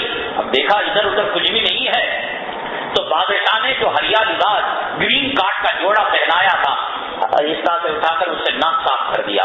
بدقسمتی کی بات یہ تھی کہ ولید بن عبد الملک اسی وقت اس کو دیکھ لیا جب یہ اس سے جو ہے ناک صاف کر رہا تھا، خفا ہو گیا، میرے کپڑے سے شاہانہ خلط سے اور انعام کے جوڑے سے ناک صاف کرتا ہے، نکل جا مردود میرے دربار سے۔ مرتا کیا نہیں کرتا، ایک مجبوری تھی، وہ نکل گیا۔ آئی گئی بات، مجلس ختم ہو گئی۔ دوسرے دن نہامن ایک علاقہ ہے، وہاں کے گورنر نے بادشاہ کو پیغام بھیجا کہ بادشاہ جہاں بنا نہامن کے گورنر آپ سے کچھ بات کرنا چاہتے ہیں۔ اچھا ٹھیک ہے، آئیے تشریف لائیے۔ وہ نہامن کے گورنر آئے، ان کا نام تھا ابو بکر شبلی۔ آنے کے بعد انہوں نے کہا بادشاہ اگر تمہیں دیکھو چھینک انسان کے اختیار میں ہے یا اختیار سے باہر ہے، تم لا سکتے ہو چھینک کا؟ نہیں نا، وہ تو ایک اللہ کی طرف سے تھی، تو تم نے اس پر گرفت کیوں کی؟ اگر تمہیں گرفت کرنا بھی تھا تو تنہائی میں بلا کر سمجھاتے، دیکھو بھیا کہ یہ بادشاہ کے لباس سے ریٹ صاف کرتے ہو، تم تنہائی میں سمجھا سکتے تھے۔ ایک تو چھینک انسان کے قابو میں نہیں اور دوسرا تم نے سارے لوگوں کے سامنے ذلیل کیا۔ ولید بن عبد الملک جلال میں آ کر پوچھنے لگا کہ ابو بکر شبلی تم سے محاصرے کی بدبو آ رہی ہے، تم بادشاہ سے سوال جواب کرتے ہو، خبردار میں تمہیں ذلیل کر کے نکال دوں گا۔ ابو بکر شبلی نے کہا بادشاہ میں نکالنے سے پہلے نکلنے کے لیے آیا ہوں، تم نے کل جو اپنے درباری کو گورنر کو نکالا اللہ نے اس میں میرے لیے عبرت دے دی، سبق دے دیا، وہ یہ ہے کہ جب بادشاہ کے دیے ہوئے لباس کی ذرا سی بے قدری سے انسان وقت کے بادشاہ کے دربار سے نکلتا ہے، اللہ نے ہمیں انسانیت کا لباس دیا ہے، ہم اس کی ناشکری کریں تو ممکن ہے کہ رب العالمین ہمیں اپنے دربار سے نکال دے گا۔ مجھے سبق کل ہی مل چکا ہے، تھو ہے تمہارے لباس پر، لعنت ہے تمہارے عہدے پر۔ پھٹکار کر ابو بکر شبلی نکل گئے ولید بن عبد الملک کے دربار کو چھوڑ کر۔ نہامن علاقے کے بے تاج بادشاہ سے گورنر تھے، اب ان کو چسکا لگ چکا تھا اللہ والوں کا، اب ان کو احساس ہو چکا تھا اللہ کی انسانیت کے لباس کی قیمت کو وہ پہچان چکے تھے۔ اس زمانے کے اندر ایک بزرگ تھے اللہ والے حضرت سراج رحمت اللہ علیہ، ان کے پاس گئے اور کہا کہ میں اپنے دل کی اصلاح چاہتا ہوں، میں قلب کی صفا چاہتا ہوں۔ حضرت سراج رحمت اللہ علیہ ان کو کئی دن تک رکھا اور رکھنے کے بعد پوچھا کہ بھیا تم کیا کرتے ہو؟ کہنے لگے میں نہامن علاقے کا گورنر ہوں۔ تو کہا کہ ایک بڑا آدمی بڑے کارخانے میں اس کی صفائی ہوگی۔ اس زمانے میں بغداد میں بزرگ تھے حضرت جنید بغدادی رحمت اللہ علیہ، کہا کہ میرے کارخانے میں تمہاری انسانیت کے لباس کو صاف نہیں کیا جائے گا، اب چاہیے بغداد کے کارخانے میں خانقاہ ہے۔ یہ گئے بغداد کے اندر حضرت جنید بغدادی رحمت اللہ علیہ کے پاس، تو ان بزرگوں کا معمول تھا جب آتے لوگ کچھ نہیں کہتے، کچھ دنوں تک کھلاتے پلاتے سلاتے، نہ نماز پڑھواتے نہ ذکر کرواتے، وہ ماحول کو دیکھ کر خود بخود کرنے لگتے۔ کچھ دن بیت گئے، چلا بیت گیا، حضرت جنید بغدادی رحمۃ اللہ علیہ نے ابو بکر شبلی کو پوچھا، ابو بکر بتلائیے کیسے آنا ہوا، کون ہے، آپ کی تاریخ کیا ہے؟ حضرت ابو بکر شبلی نے کہا میں نہاون علاقے کا گورنر تھا، حضرت سراج رحمۃ اللہ علیہ کے پاس گیا، حضرت سراج نے آپ کے پاس بھیجا۔ او ہو گورنر ہو، بہت میل ہوگا، بہت گندگی ہوگی، دل میں بڑی خباثت ہوگی۔ تو اس زمانے میں گندک یہ جو تھا، گندک یہ جلانے کے کام آتا تھا، کوئلے کی قسم کا ہوتا تھا گندک۔ آج بھی گندک ملتا ہے جو ماچس کے اندر دیا سلائی میں استعمال ہوتا ہے، اس میں بدبو ہوتی تھی۔ حضرت ان کی تربیت کے لیے وقت کے گورنر کو گندک کے کاروبار میں لگا دیا کہ تم جاؤ بھی گجری کے اندر بازار میں گندک کی دکان کھول لو۔ اب یہ گندک بیچتے خریدتے، کپڑوں میں بدبو ہوتی، تو کہتے 1 سال تک ناک میں دم کر کر میں نے جو 1 سال گزارا۔ حضرت جنید بغدادی کے دربار میں آیا اور آنے کے بعد عرض کیا کہ حضرت میرا 1 سال بیت گیا۔ حضرت کہے گورنری کی بدبو ابھی دل سے نہیں گئی، تو گندک بیچتے ہوئے دنوں کو گن رہا تھا، جا اور 1 سال کر۔ اب اور 1 سال کے لیے لگا دیا۔ اب پھر جو ہے اب جب 1 سال بیتنے کے بعد 1 سال لگایا تو تربیت ہو چکی تھی، دنوں کو گننا چھوڑ دیا، سال سے زیادہ عرصہ ہو گیا۔ حضرت جنید بغدادی رحمۃ اللہ علیہ نے ان کو بلایا اور بلانے کے بعد عرض کیا کہ بھائی تم نے تو بتایا ہی نہیں کہ سال بھی بیت گیا۔ ہاں حضرت مجھے پتا ہی نہیں لگا۔ تو حضرت نے کہا ٹھیک ہے، ان کی کسی حد تک تربیت ہو گئی ہے۔ تو اس کے بعد حضرت جنید بغدادی رحمۃ اللہ علیہ نے کہا کہ بھائی تم کیا کر رہے تھے گورنری؟ اچھا تو ایک کام کرو، تم گندک کے کاروبار سے تو نکل چکے ہو، 2 سال 2.5 سال اس میں بیت گئے، ایک کام کرو اس وقت تک تمہیں میں اپنی مجلس میں نہیں بٹھاتا اور تمہاری تربیت نہیں کرتا جب تک کہ تم ان مراحل سے نہ گزرو۔ کہا کہ حضرت بتائیے کیا حکم ہے؟ کہا کہ جس علاقے میں تم گورنری کیا کرتے تھے، کاسے فقیری لے کر، بھیک مانگنے کا کٹورا لے کر گھر گھر جا کر تم بھیک مانگنا۔ اب وہ گئے، ابو بکر شبلی جا کر کنڈی کٹکٹا، اللہ کے نام پر دے دو بابا۔ ہاں گورنر کل تو فیصلے کرنے والا، حکومت جمانے والا، آج بھی مقصد نکل جا میرے دربار سے۔ ان کو دیکھ کر لوگ گالیاں دیتے، عام طور سے آدمی سیاسی لوگوں کو گالیاں، پولیس والوں پر پتھراؤ، ان کے خلاف دل کے اندر بھڑاس ہوتی ہے اور موقع ملنے پر نکال دیا کر۔ ہاں تو ہر کوئی گالی دیتا، ہر کوئی ان کو برا بھلا کہتا۔ پھر جب سارے دن اور ہفتے بھر کی کمائی کٹورے میں ہوتی اور حضرت جنید بغدادی کے دربار میں پیش کرتے، حضرت کہتے کہ خبردار 1 لقمہ نہیں کھانا، پورے فقیروں کو تقسیم کر دینا۔ کرتے کرتے کرتے 1 سال 2 سال کا عرصہ بیت گیا، تب حضرت جنید بغدادی رحمۃ اللہ علیہ اور اس کو بلا کر سینے سے لگا لیا اور لگانے کے بعد کہا کہ ایک شرط اور بھی ہے، تمہیں جو ہے میرے درخواست کیا ہے؟ 1:15 بجے ہوا، داڑھی مڈا، سود کھانے والا، چورو کا غلام، بچوں کا پاخانہ چاٹنے والا، حرام کا کاروبار کرنے والا، 1:30 کے بعد آ کر کتا سور کا پاک، کوئی بھی منہ مار دیا۔ اس زمانے کے اندر دینی باتیں سننے کے لیے کئی مراحل سے گزرنے کے بعد، دل کا تصفیہ، قلب کی صفائی کے بعد کسی بزرگ کی مجلس میں بیٹھنے کے لائق ہوا کرتے تھے۔ حضرت ابو بکر شبلی وقت کے ولی بنے اور اتنے ولی بنے ان کے سامنے اگر کوئی اللہ کا نام لیتا تو حضرت ابو بکر شبلی اس کے منہ کو، اس کے سینے کو سینے سے لگا لیتے، منہ میں مٹھائی دیتے، شکر دیتے، پوچھتا کہ حضرت کیوں شکر کھلا رہے ہو؟ تیرے منہ سے میرے محبوب کا نام نکل رہا ہے، تیرے منہ سے میرے اللہ کا نام نکل رہا ہے۔ لیکن ایک شرط بھی حضرت جنید بغدادی نے وہ شرط لگائی ہے، وہ شرط کیا ہے جس کے کرنے کے بعد حضرت جنید بغدادی نے حضرت ابو بکر شبلی کو جو ہے منصب ولایت سے نوازا۔ یہ واقعہ لے کر انشاءاللہ ہم اگلی جمعہ آئیں گے۔ اللہ تعالیٰ سے دعا ہے اللہ تبارک تعالیٰ ہمارے اندر انسانیت، اخلاق، کردار پیدا کرے۔ اللہ تبارک تعالیٰ ہمارے ساتھ رحم و برکت کا معاملہ کروائے۔ آمین وآخر الحمدللہ رب العالمین۔ باطل سے کبھی حق نہ دبا ہے نہ دبے گا، روکے سے یہ سیلاب رکا ہے نہ رکے گا۔